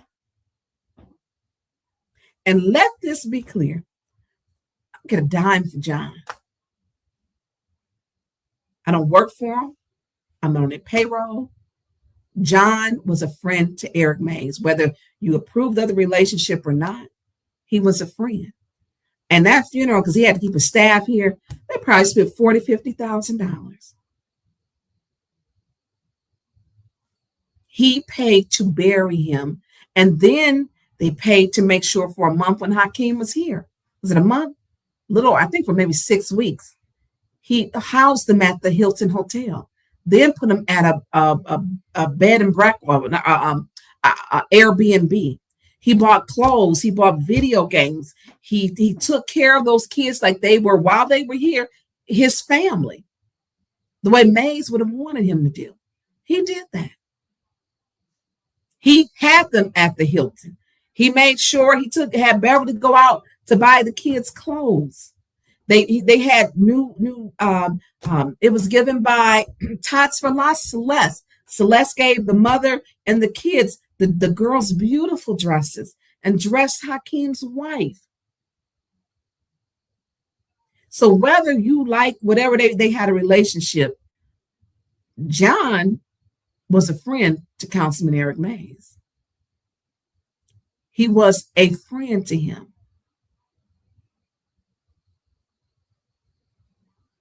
And that part is true. Now, where they at now, there is no money to be made that, and wasn't no money. Mays, he paid off Mays's bills. Wasn't no money. So Hakeem told me, I told her I want to hear from Hakeem that he didn't want his daddy's name on the building. Hakeem got on the phone and said, I want my daddy's name on that building for his legacy.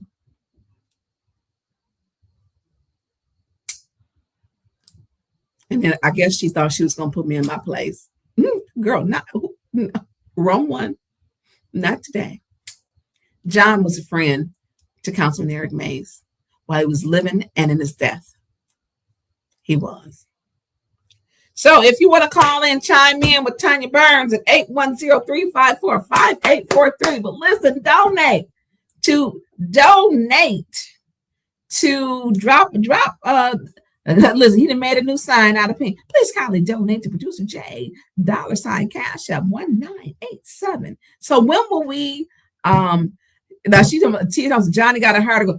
John, because me and John fell out and he did it live. And I told him I was gonna cuss him out in person, and we cussed out each other, told each other. But John does a lot for this community.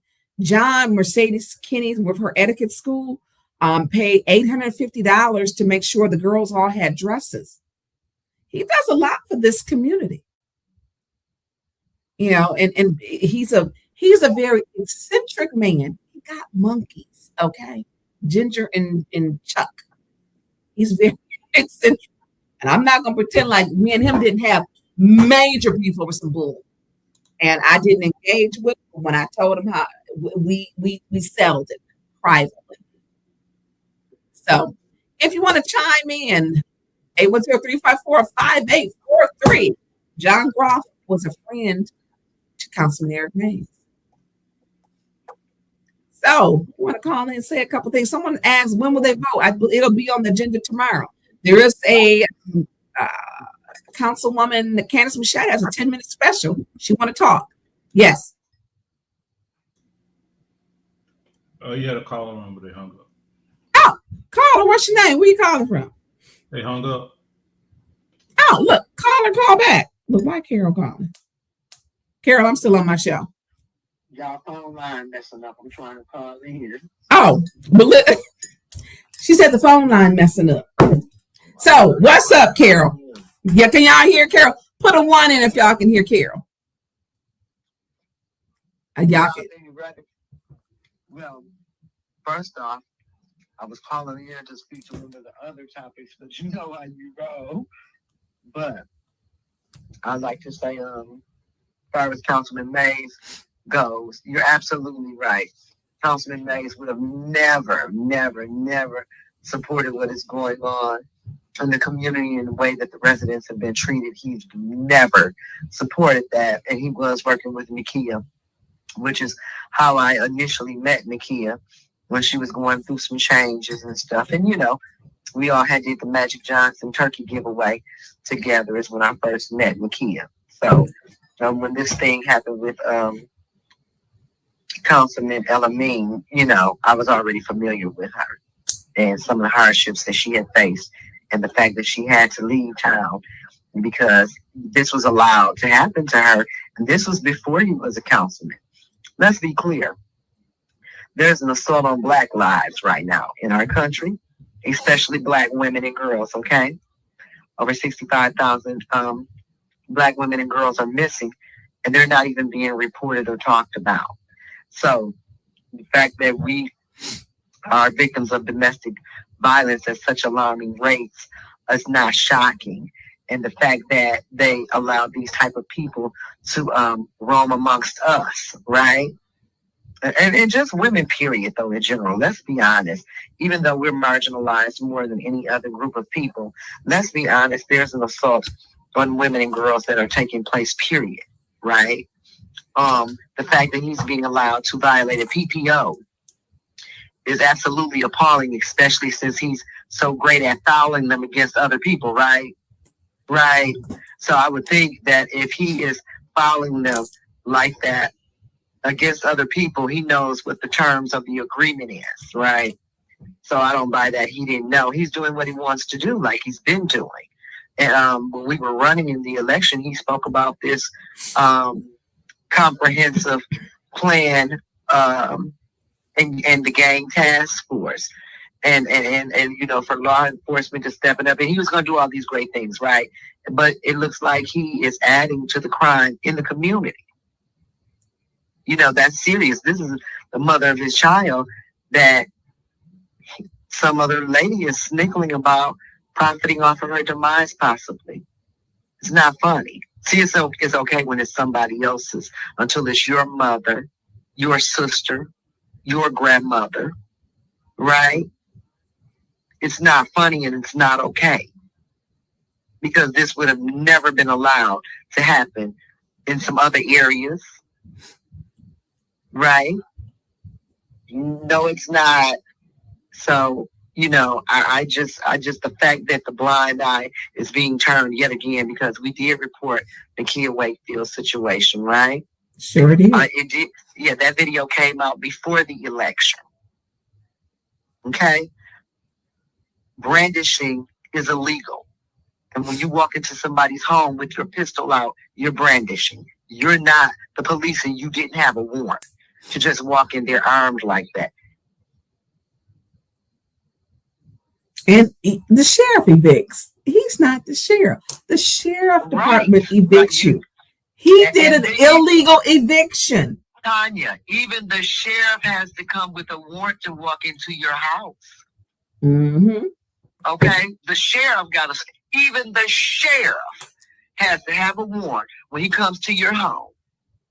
If you live in an apartment and the maintenance man wants to come in, they have to notify you. They're not supposed to just mosey in when they feel like it. They're supposed to notify you or knock on your door. So the fact that this man is allowed to go into somebody's home, drill their locks out with an assault weapon, okay, traumatize some children, get his record expunged, still put his name on the ballot, didn't even get the qualifying signatures to get on the ballot, yet he hasn't been removed from the seat, knowing that he doesn't even live in the city, right? There's an agenda behind why he's there, okay? And his removal will hurt that process, as well as LaShawn Johnson. Okay, she got all those freebies, now it's time to pay off. Okay, they didn't deck her place out for nothing. And she had to win the election. There's an you know, allegedly, I'm gonna say allegedly, but you know, the obvious don't need no support. It's clear to see what is going on here. All your votes are basically write-ins. Come on, it don't take no 6 months to investigate this. It don't take same thing with the Karen Weaver situation. The votes could be recounted because the seal was broke or whatever. These people are well organized and they know what they're doing. This is about gentrification. This is about taking people's property. This is about pricing us out of our community. This is about making sure that we don't have anything to hang around for, because what has happened in our school district is happening in our city. Every time the big dollars roll in, we have this organized crime that plucks the dollars right out of the residents and the community and the taxpayers' hands. And the money always goes to the same people and organizations. They may have some different front people, but the same people always end up with the bag. And the fact that Shell Neely always seems to support the corrupt is no coinky-dink. There's no coinky-dink. I mean, We have an issue with organized crime, and we also have an issue with law enforcement turning a blind eye to certain crimes in certain communities that are being committed against certain people. How is it that Liddell Lewis got escorts to and from meetings and all this, that, and third, and here you've been getting death threats for God knows how long, and you haven't gotten any escorts? They're not chauffeuring you around because you're doing the work of the people. This ain't about the people. This is about colonization and gentrification.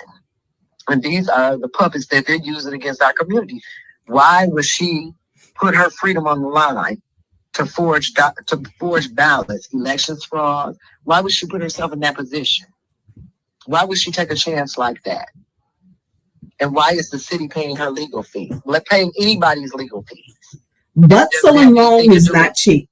I'm just saying. Oh, you don't have to tell me because they represented us, the school district. Mhm. When I was over on the school board, we had Bustle, Long, Troon, the Williams firm. We had about 4 or 5 law firms over there to represent a broke district.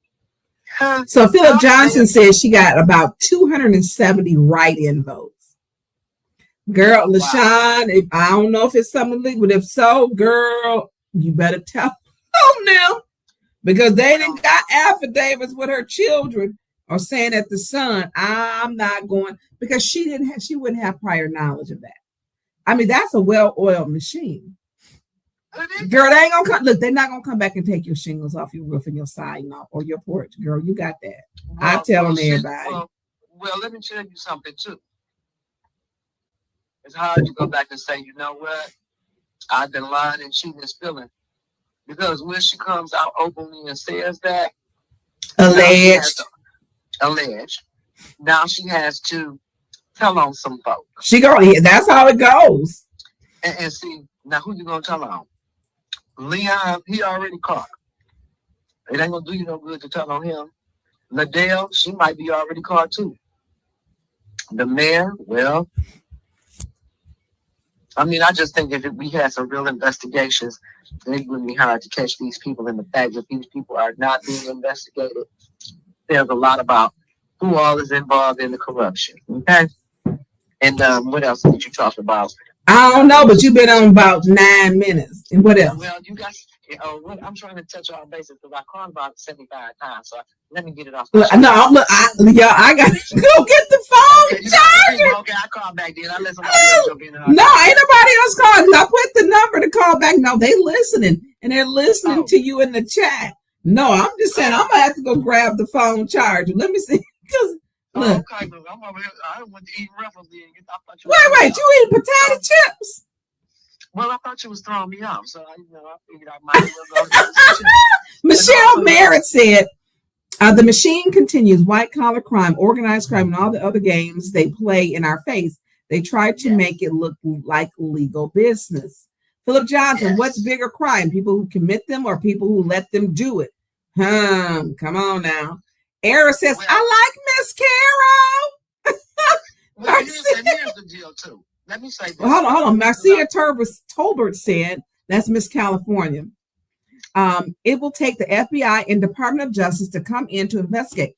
Flint and Genesee County officials are compromised. Well, Marcia, it has been sent to all of them. Look, I can't get Chief Green to do my damn stuff.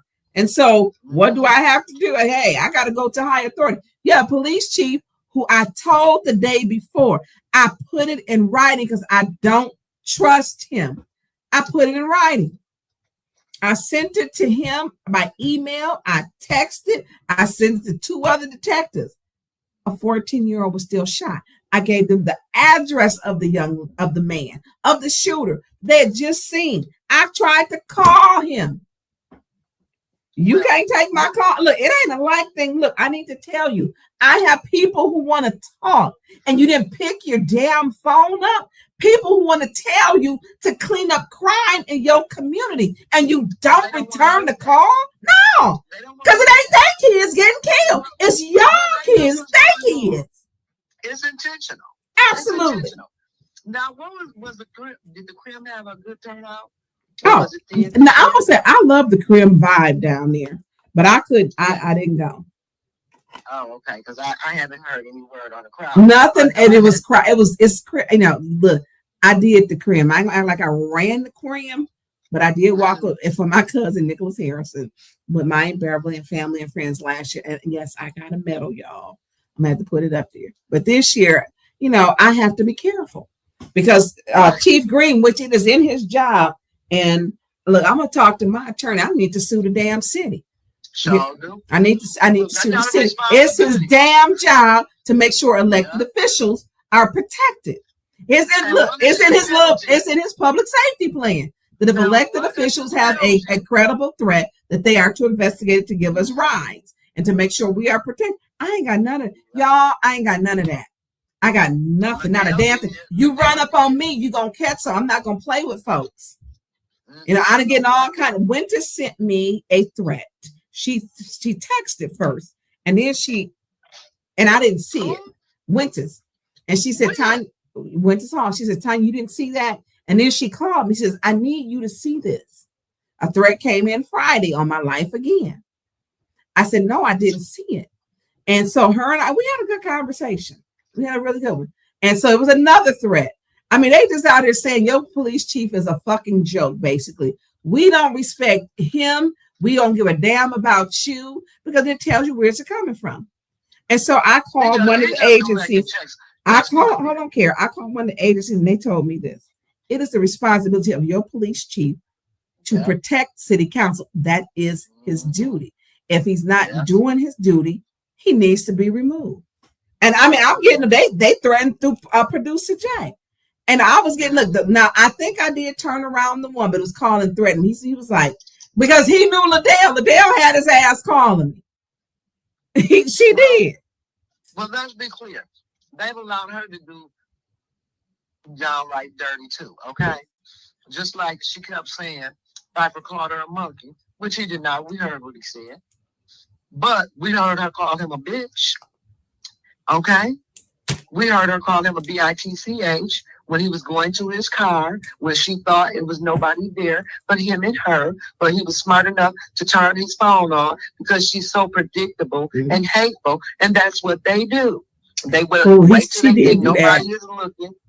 And then they get their poke. Just like my signs. Every sign was tore up or stolen. No, your signs was cut up. Yeah. Yeah, they were sawed out. They were sawed out of the frame because Mike put yours into a frame. And he was so sick of fixing your damn signs. Soon as we put them up, they would tear them down. Yes, they threw paint on them. All this whole kind of mess. So hold on, Carol. Marcia Tober said, think about how Liddell tried to follow me in the elevator on August 6, 2025. I would still be in Flint if it weren't for God telling me to turn around. She lives in California and she came here. And she came to visit. And so go ahead, Carol. And I saw Liddell, me and Miss Gladys, and all of us standing back there to get a slip to put in the box to do public speaking at a council meeting. She come back there and basically shoulder check Miss Gladys again. Oh, she pushed me. She pushed me. Now, Liddell talking about she back there getting a slip. Liddell, you on city council. Why do you need a public comment slip? Okay, this is how far they go. So Carol, I'm gonna let you talk because you talking. I'm gonna go grab a slip and literally, y'all. And I'm not. Hold on, I ain't crazy, but this big dog, this big howling wolf dog, is literally. When I say, I think he feels what I feel. He is literally at my feet. We heard him down through the He is. When I say he is underneath the desk, he is at my feet. I kid you not. He is literally at my feet. So I'm gonna let you talk. I gotta go grab the charger. So y'all care. Some Berta baby tells them grab you a glass of wine. Berta. Get you some wine. My nerves are bad. I'm gonna let you because I'm gonna cut my camera. So Carol, I'm gonna let you talk. I'm gonna because the dog is at my feet, but I got.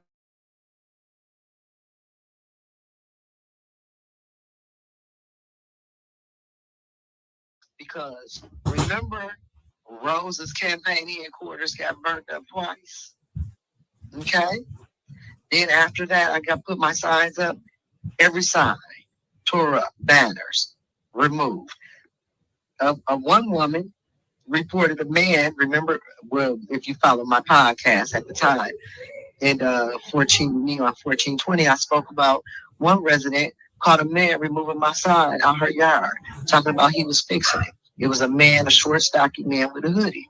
She couldn't really see his face. She drew down on him now.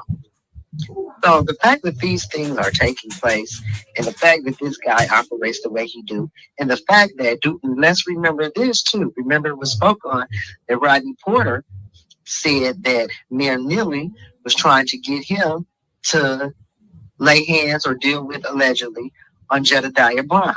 So would he not get this guy, who is a violent criminal, to do some dirt?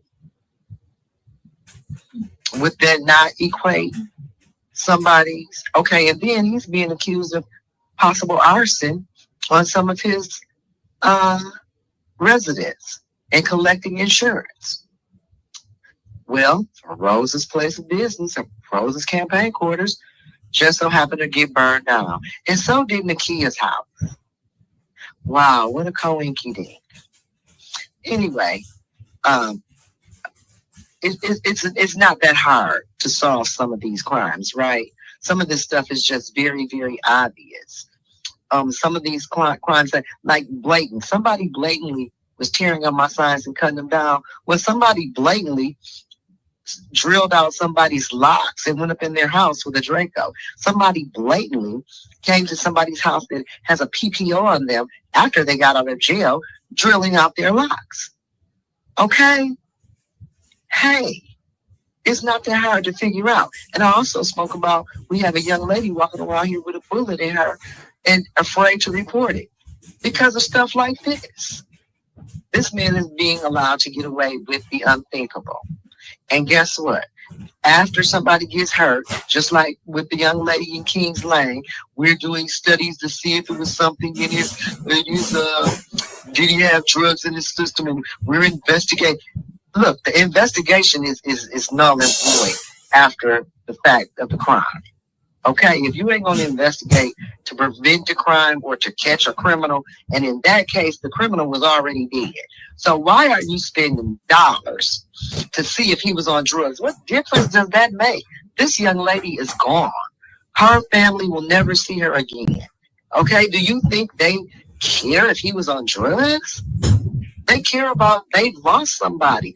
And we don't want to lose this young lady. Nakia does not come to Flint because her life was threatened. Nakia spoke before all of this came out about him and her falling out because she refused to forge documents. And let's talk about the fact that allegedly, some of the people at his transition homes, the government has came to pick them up. So now this is me talking. Sound like this man may have been running whole houses, disguising them as a transition houses. Now I ain't saying everybody in there was, but think about the pressure on you. You trying to get back into society. You're a criminal. It's hard to get anything done. And you got somebody like him leaning on you, telling you, you got to forge documents or you got to, get out with the get out if you don't want him to flip you and send you back to prison. Alleged. I mean, but do you think he's above that? I mean, he got a long list of bodies on him. And the sad thing is, there's so many thirsty women. How can a man to each his own. But I'm just, how can you have a baby with somebody and live with them and share a residence and your mail is coming to the same place and they take out an insurance policy on you and misspell your name? How slow do you have to be? Listen, that would be like my children's father spelling my name wrong. They might be angry and press kind of hard, but they don't spell my name right. A Negro just shared a mailbox. A mailbox, a bed, a dinner table, and a baby. He don't know how to spell spell your name. Girl, what is the world? Ooh. And this is a ladies' man. He getting around. This man, he's sarcastic. I'm done with you. So you know if you can't spell his baby mama name, you got more than 3 letters in your name. He ain't gonna be able to spell your name. I'm sorry. Forget it. Forget it. I wonder can he say her name? Because you know her real name kind of sophisticated. He might can't even say that. Look, Kiki. I'm at Kiki. I mean, I can't say. And let me tell you, I have grown to absolutely adore her and love her. I love her, and I ain't never met her. Because let me tell you something. And you know, and I read some of the comments, and me and you talk about some of the people talking about she's colluding up with the enemy. This man possibly that forged her signature, took a policy out on her. Two of them. And him and his side pieces is snickling and giggling about knocking her off, and he got a child with her. And you think she's supposed to protect him. And I'm gonna tell you something, that's why so many of these broads is on for my man, because you're slow as hell like that. Somebody's talking about killing you. I don't want to hurt him. Well, don't get me started on that. Miss Kiki, I know it's rough. I'm praying for you. And I'm trusting in God that you will prevail. It takes a lot of courage, okay? A lot of courage to stand up for yourself, okay? Because this is what people are realizing, that when you are a victim, if somebody has a full-time press on you, and they're running their game, and you just trying to live your life and survive it, and you know, do your thing and work your job and raise your kids or whatever, and they out here a great manipulator. Their whole life is a sham and a scam, okay? They nothing without the con game. They working this bullshit 24/7. That's all they got. So listen, I want everybody to put in the chat. Do you want to see Carol? You know, because he should be removed to be the first ward city councilwoman. Put a number 1 in there. The one who got robbed. You did get robbed. Look, you should be able to sue him for the money because he didn't live there. So put a 1 in there if you want to see Carol. It's the first ward Flint City Councilwoman that's going to stand on business, be there for the people. He set these people up to support him and lied. He didn't even live there. Well, it is alleged too that he had those signatures forged, and that one of the ladies he deals with forged those signatures, the nominating ballots to get on. It is alleged that. And you know what I want to also say? That if this lady is aware of these crimes that he's committing and she's participating, then that makes her an accomplice. Maybe they need to give her a little, I'm down for my man self a little bit of that time too, sprinkle her ass. Because I know who she is. I know exactly who she is, okay? Because I remember when during the election, this lady, I ain't gonna even describe her. This lady was staring at me so hard, I knew then. But you know, I ain't really giving her a lot of energy, or you know what I'm saying? Because girl, I want you to know you nothing to me. Okay, serve your man, because that's all you got. I serve the Lord. Okay. Listen, Berta Baby didn't put about 20. It's gonna be about the number 52, because she put in about 52 ones. Julie 724 said, "Look, I'm gonna vote again. Ain't nothing but ones up in here." Lord Jesus, everybody, look, you got a Granny G, Philip Johnson, Marcia Toes, only Carol. She actually she lives in the first ward. Look, I learned how to play pool in a basement. Okay, I'm telling you. Look, we were growing up, little girls on up to teenagers. We would be in the ribs because Kurt, her daddy, always had a rib, and we was in the Camaro. We didn't like that. We was in the Camaro. Yes, always. Before we had a license, actually. Yes. So, you know, and that was absurd, because that was one of the lies that was going around. She don't live in the first floor. Well, where I live then, you know, and you know, we as women, because I'm going to say this, okay? I'm speaking to my sisters now, okay? There is a crisis, just period in the nation, okay? We have, especially with certain cultures, we have issues with incarceration, lack of employment or low employment. You know, all the stuff that comes with being a law-abiding citizen. Okay, it's hard to win when you're following the rules. But and then you look online because you got I don't want to start no other conversation, but you got to, because this is indicative to what we're dealing with, because you got the Kevin Samuels men, right? Yeah. We as women, and I know everybody want a man, I want a man, but what do you call a man? Because I don't want one of them. I don't want one of them. I don't want to have to fight. I don't want to have to watch my back. I don't want you putting insurance policies on me. I don't want you, sleeping with all the chicks in the transition house. And, So wait a minute. Did you say you want your name spelled right? And you don't want to be, you don't want them sleeping with all the chicks in the transitional houses? Know how to spell my name? That's a basic. You can't spell my name. Reading and writing is fundamental. It is, especially if you're going to be laying under my wing.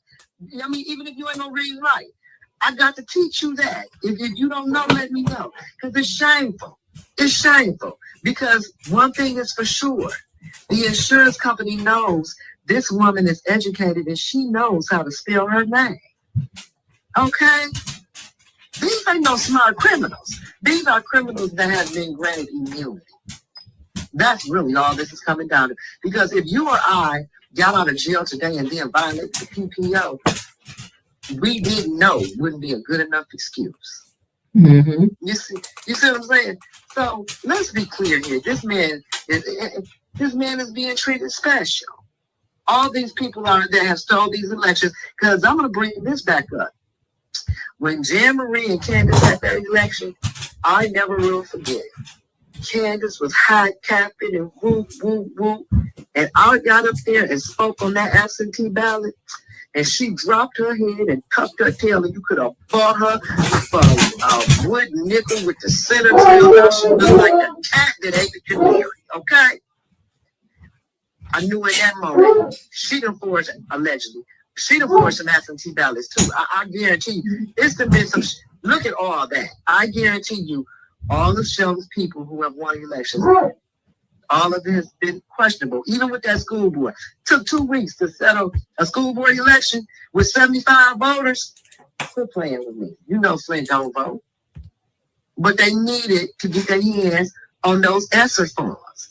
And 15 million. So people don't know ESSER funds is the equivalent to ARPA. Right.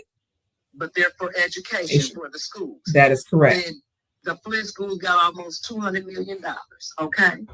How much Flint schools almost got? Almost, it was well over 130, 40, 50 million. It was upper close to 200 million because they got 2 drops, 2 big drops. And with these big drops, this is why they had to get rid of Danielle Green, because 2 big drops came through of ESSER funds. Danielle Green was fighting for new schools. The ESSER funds could not be spent on new schools. So I was fighting for renovated schools because the ESSER funds could be used for that.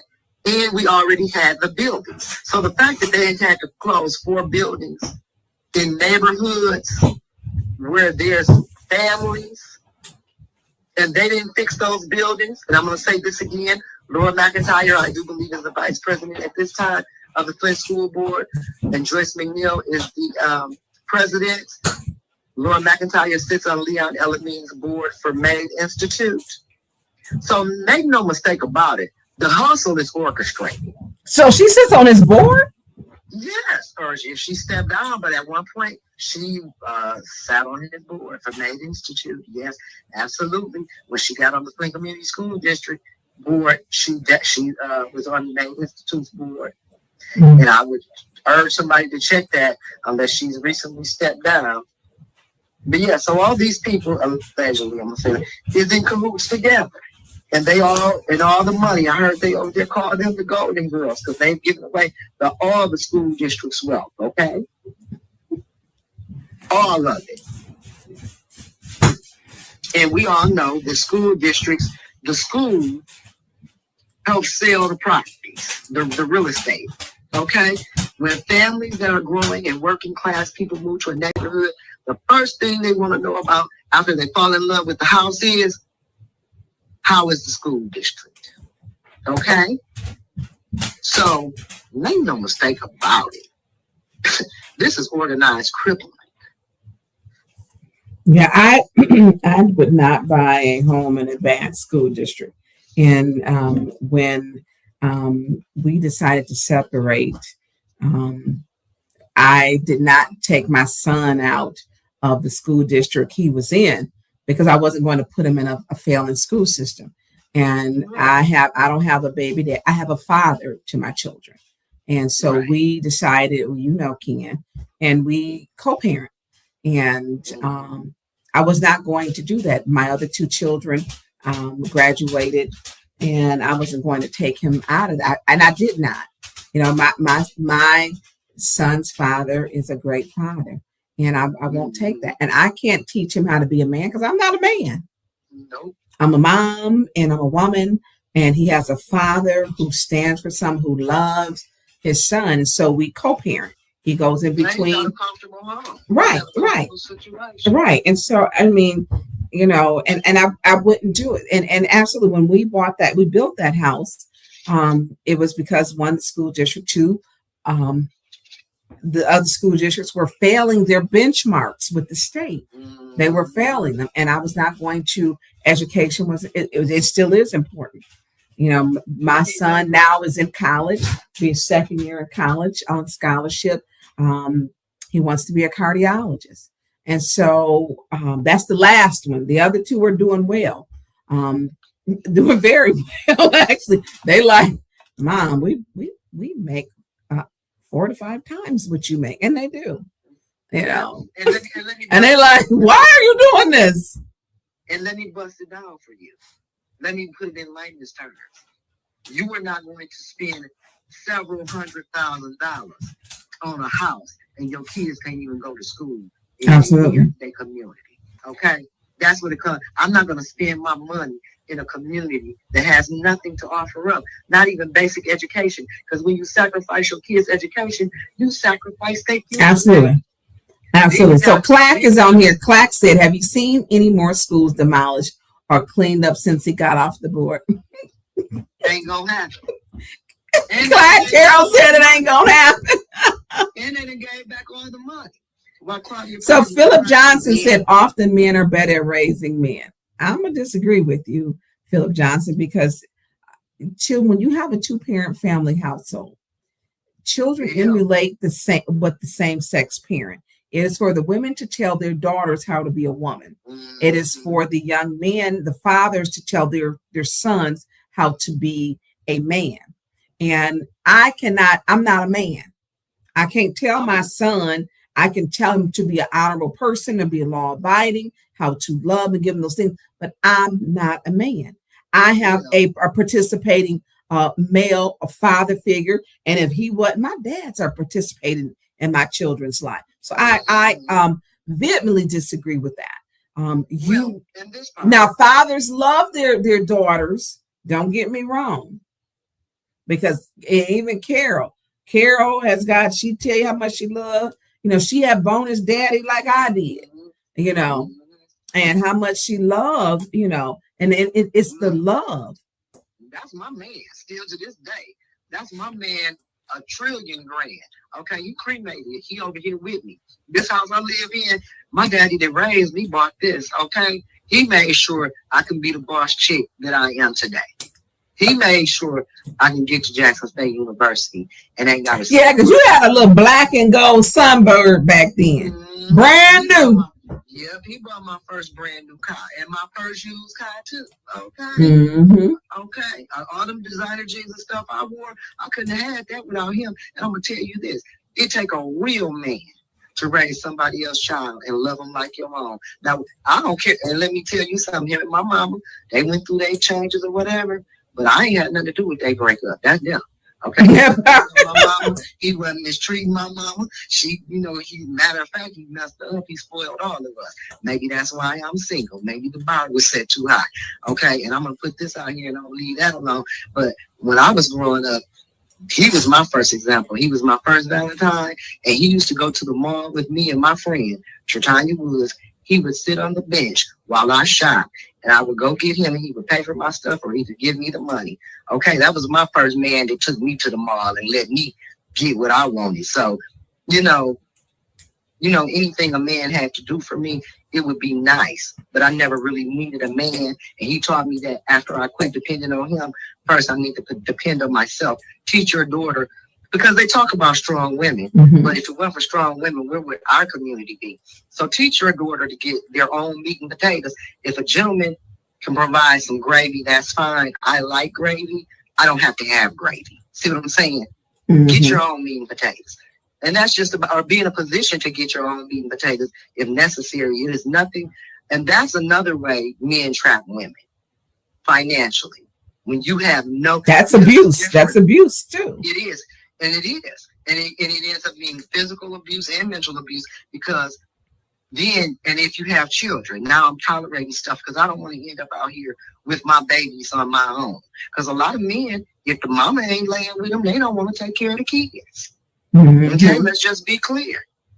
So with that being said, we were forced to be strong. We were forced to be leaders in our community. I'm not going to apologize for it. I thank God that my father gave me an example of what a real man is. Okay? And that's just the bottom line. You know, my dad, he was a cool dude. He was down to earth. He handled his business and he provided. And, you know, hey, that's what it is. And, you know, unfortunately, every woman don't get to experience that. You know, they always talk about your soft woman season. Well, every woman don't have a soft life. Don't expect, how can I have a life that's hard as hell? I'm being discriminated against every day, but I got to keep showing up, smiling and being professional and achieving. Okay, Black women have to achieve. Let's be clear. We got to put the proof in the pudding when we get to position. Okay, and then just like with Kamala, even after we put the proof in the pudding, they still gonna talk about how we had to lay on our back to get to the top. When the reality is everything that is not a man is a woman, and God gave them the same thing they gave Kamala. Why we ain't all at the top then? Okay? And I done seen some up at the Magic City. I done been in there before. They got tricks in their bag. If that's what it takes to get at the top, why you at the Magic City? Why you ain't the vice president? But that is the label they automatically throw on us. Yeah. And it's sad. It is. So Berta Baby said, Philip don't want no smoke in the comments, y'all. He was saying for different tribes. Berta Baby said, let me give myself a grand pat on the back because everything I did was on my own with my sons. Give yourself a pat and a hug. Taylor said her number one thing is have your own bank account. Set something aside. You need to do that. Marcia told me that was my mother taught me, and let a man think he's the man. And when you have it handled, even when you have it handled. That's right. So right. Carolyn been on here, y'all. Ain't nobody else called in. I know. Look, Era said y'all got the same last name, but I'm assuming she's from the South. Carol's from the South too, Mississippi. My whole family. In Alabama area, yeah. Mm-hmm. Yeah. Yeah.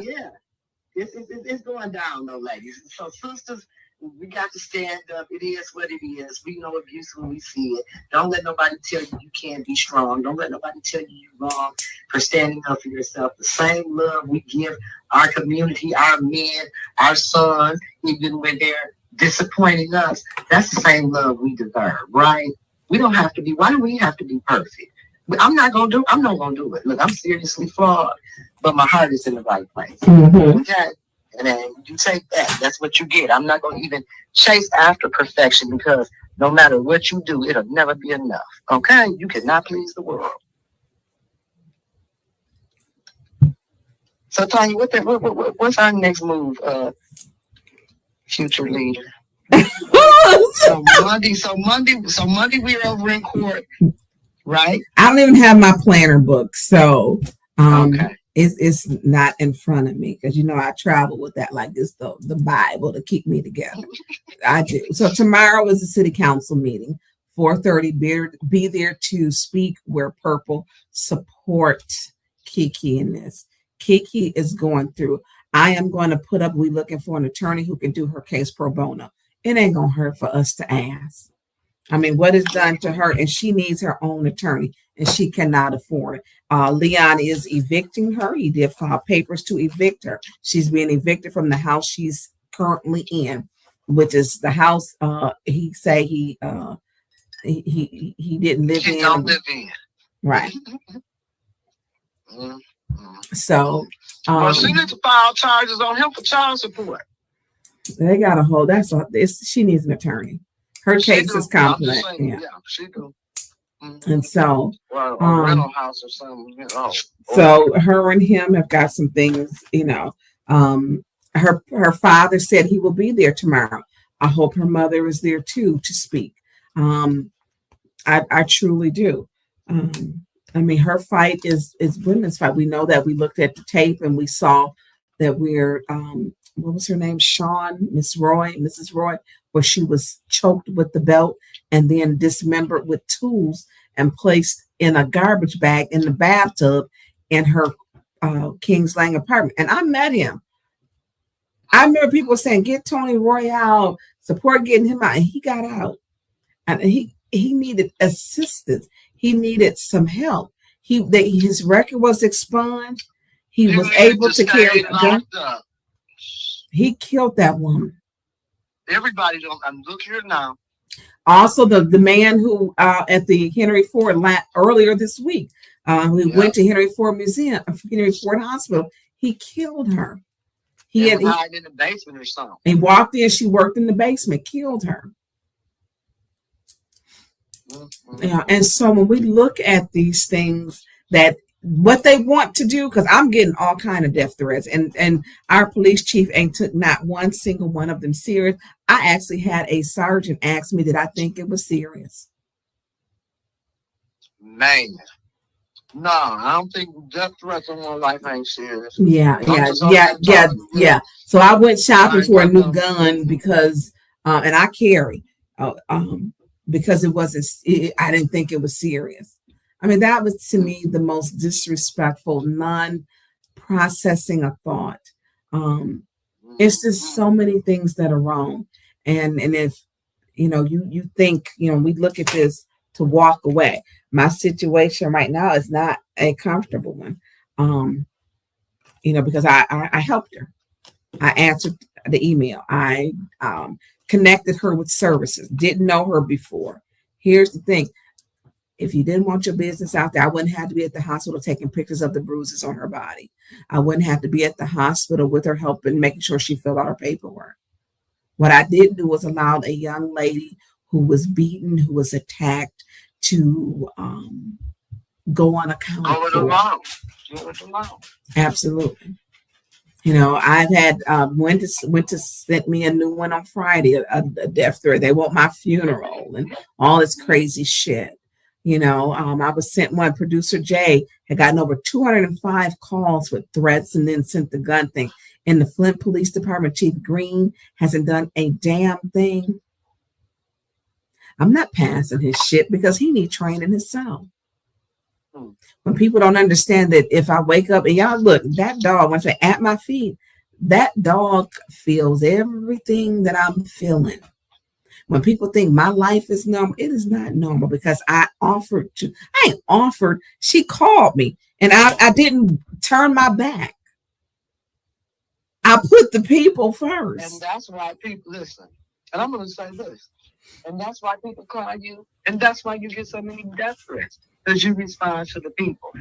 We are living in a time where our local government, our federal government, they want you and I unprotected, uncovered, and victimized. Okay? We are living in dictatorship. You guys know I've been saying it when they're violating people's constitutional rights at the city council. And this was before Trump even got in office. These people have been running amok for a long time. Okay? And it is out of hand. And somebody has already gotten hurt. Okay? 20-something people a couple weeks ago got hurt. Okay?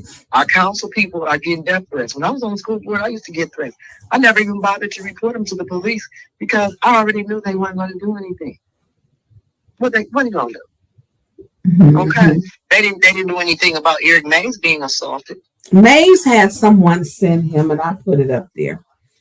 they sent him a package through the mail, and it was a brown, like gummy. You know, he called the police. Police wouldn't take it with him. And I've put it up before, and I'm going to put it back up. They didn't do anything to scare him. I was like, Maze, and I still got the text. I still got the text messages. And I said, Maze, I'm going to meet you at the, you take that to the, I'm gonna take that to the what's the name? And So our police force has been consistent when it comes to representatives that represent the community. Truly, your life is not a big issue, or even the residents. I mean, when you call the police, they're unresponsive. The one woman said the police told her when her son was kidnapped, it was a civil matter. Just anything not to do their jobs. And my thought is, if you don't want to do your job, fine. Get off the job then. But they want the check. And that's the same thing with our mayor, some of these city council people. A lot of these city council people, they're not taking the job for the money. They're taking the job for the opportunity to steal. Like Mr. Leon Elamine. Okay, he's received a lot of ARPA dollars. He's received a lot of payments in his name. He's received a lot. Okay, he's even received immunity from the law. Him and Liddell, messing with people's mailboxes. All this old kind of crap. Doug, what about Doug Matthews? Threatening people, putting mail in their mailbox. He put something in my mailbox. I ain't even never mentioned it. Cuss for what? Cuss for what? Mr. King and all them ran to the police. I'm looking at that. Ain't no need me throwing my name in the basket. Because if I catch him at that mailbox, that would have been his ass. you said it would have been it. So I know that producer Jay has to get up in the morning. I just sent him the copy of, I don't know if he done fell asleep on us. I don't know. I just sent him, Councilman Mays was sent a gooey substance or whatever through the mail. And it came from like out of state because they were trying to scare the shit out of him. And I told him you need to turn that in. And they sent that to him, and that is the actual I sent to produce. I don't know, producer Jay, are you asleep or what's the? Yeah, they probably would have been in child room. He probably I don't know what's going on with him. He quiet. He ain't chimed in. But he, you hear him? Oh, okay. Producer Jay trotting back into the room. So, producer Jay. Probably gonna have to call his cell phone. How long you been on? Y'all know we've been on a long time.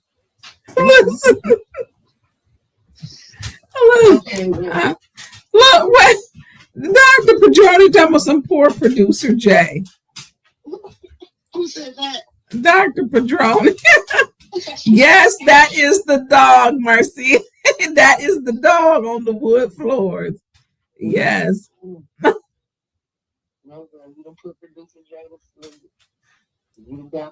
on, producer Jay, you sleep? Yeah, I was. What's up? Okay, but we still got the show. We live. We about to cut it. All right. Okay. Okay, bye. I told you he was asleep.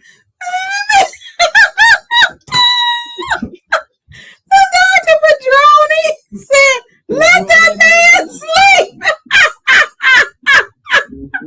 So listen, I had sent the thing when he didn't respond because he'd be on it with Councilman Mays. It is 1:00 in the morning. It is 1:04 in the morning. Play that number tomorrow, y'all. And so, oh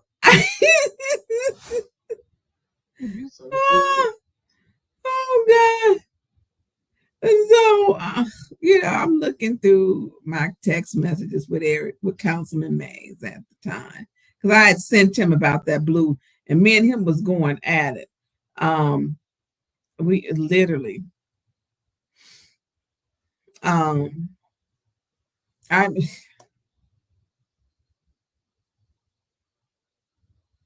I meant to say this too about Councilman May when he had his band, because he called me too. The Councilman, big time. He always used to say that. I'm the Councilman, big time. They sent him that blue packet in the mail with a gooey substance in it, and I sent to him this was December 24th, 2025. I said, you need to contact press option 5, because I've been telling him, look, you got to turn that in. Mays, this is serious, and Mays was just, well, I'm like, no, this is serious. And they sent him that blue packet, but producer Jay is tagged. So we've been on 4 hours. Look, we're gonna get off here, because look, I know my podcast, to all my haters out there who hate my podcast, because we on all together. Got a call to go to the mayor's office. Because we be on, they mad, and on the podcast for hours. And I do want to say this. Me and John Snow, his real name was Terrence O'Sills. We had, I want to say first, may he rest in heaven. Him and I had some of the things he put up there, that was not the man that when I called him one-on-one, he was not that person. He was not. His untimely death, he did not let anybody know. May he rest in heaven, and may his children, his family, his wife, I pray for them also. Me and his last conversation was second week in August, where he wanted me to get in the hot seat. And I said, I am not getting in the hot seat. You done scorched the earth with me. I did not know at that time that he was in a nursing home. He was like, just come on, Tonya. Some of his stuff was just for viewing pleasure with people, because that's not what you seen, was not the person that he was. Now, we didn't have some terrible thing. Look, I didn't walk the floor and cussed him out. And he was like, well, Miss Tonya. But we always came back around to talk about what's right for the community. So my prayers and go out to him and his family. No one knew he was in a nursing home and that he was sick. So may he rest in heaven with the Flint Odyssey, when he started off when I first seen him, and then with Flint After Dark. So Terrence Sales, to you and your family, may you rest in peace. You going to sleep now, Carol? Yeah, I'm just about knock the wind on myself, because me and him used to we used to laugh at a lot of y'all, not y'all, but vaccine stuff. Oh, we used to do some stanging too. We had some good laughs, and through it all, as wild as he appeared to be, and as wild as I appeared to be, we were always pretty stable. We always managed to, find laughter at the end. And rest in peace and rest in heaven. And, may Miss Monique and their children find some type of peace in their hearts to move forward without their loved one, because I know it's hard. I met her in the cookie store, and he called me. And people don't know that. He was like, Miss Tonya. I said, what's up?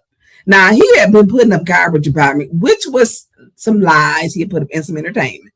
But he called, he's like, oh, I'm just doing that.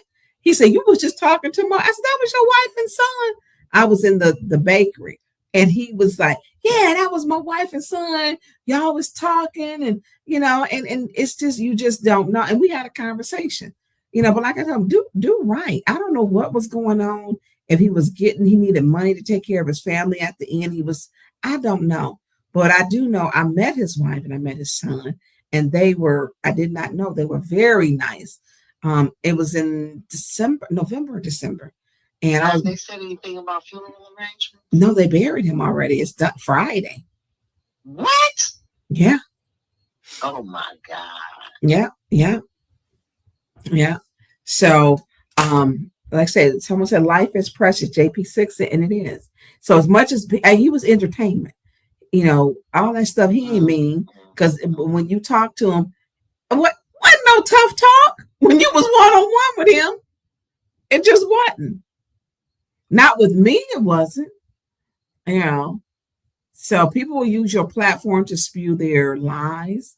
But this is about him and his family. May he rest in peace. And his wife he still needs your prayers. That's what good Christians do, y'all. That's what we do. And so I don't wish any ill will, because me and him, we had some conversations and all of them wasn't good. But he had just asked me to go on there. You can come on for me. I said, boy, if you don't go on, so I ain't coming on that hot seat with you. Ain't no telling with him, you don't know what you was gonna get. So, but I'm gonna close out with that help.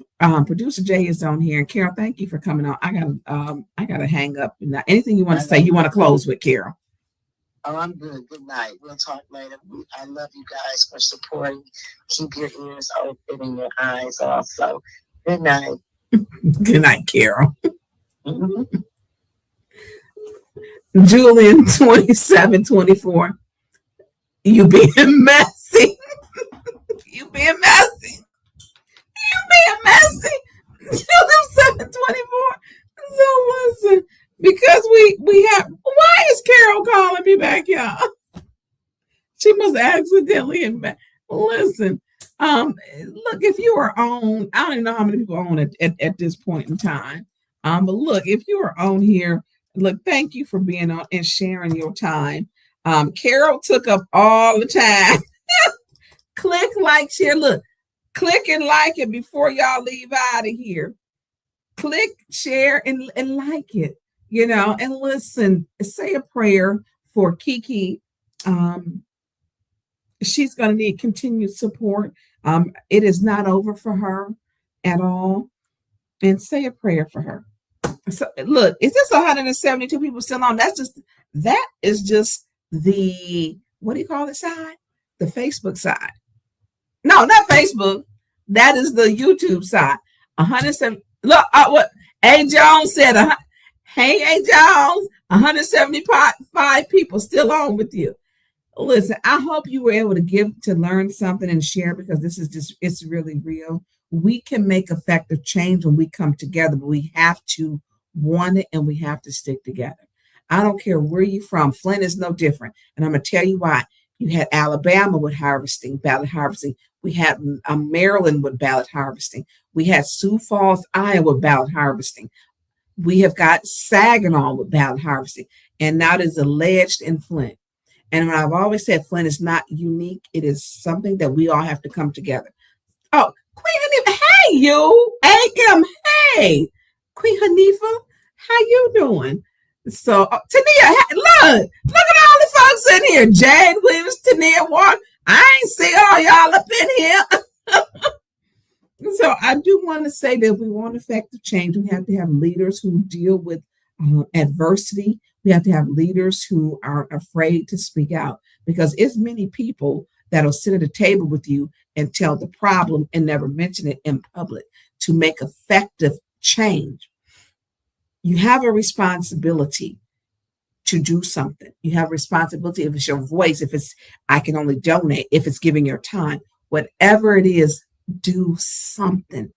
Don't be silent. Don't be where you say, I got regrets. Don't do that. Don't have regrets. It takes each and every one of them. You don't have to live in Flint. You don't have to be in Michigan. You don't have to be, to show your support. And everybody don't have to travel like Marcia told her all the way to Flint, but that was wonderful for her to do, to show support and love.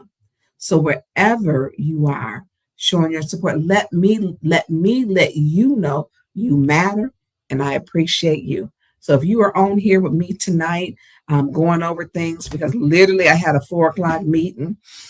I had a 1:30 meeting. It matters to me. Thank you, Dr. Padrone. Dr. Padrone teaches at Wayne State University. He has been at City Council chambers numerous times. He comes, he has been supportive of what's going on. Stephen Calvin tells him, dang, still on. Yeah, Coleman, he's still on. So, but that's my cue, y'all.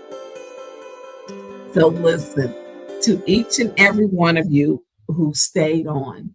And I want to say to Patrick, Jean, and Sheena Beckton, I don't know if they're still on in the chat. I want to say thank you for being on. And thank you for being the moderators. I want to say to producer Jay, we appreciate you. Patrick Jean is still on. Merck says if not tonight, Patrick, I have watermelon fried chicken tonight. He's going to stay away from fried chicken and he's going to stay away from chicken specials with fish. So anyway, listen, we out of here. I love y'all. Thank y'all for supporting us and thank you for staying on with me. Until next time, Tonya, absolutely be blessed and say a prayer for Kiki because she needs your support. Thank you, VIP room. Thank you. Producer Jay, let's wrap this up. We out of here. It's the time you burn, so don't you know? Like and share, let's make it glow. Flint City News, we bring the heat. When we fight, we beat defeat. I won't give up, I won't stand down. The city's heart will never drown. Together we rise, we've got the power. In unity we find our hour. The residents deserve much more. Let's break these chains, open the door. The fight is ours, victory inside. Flint City strong, we'll make it right.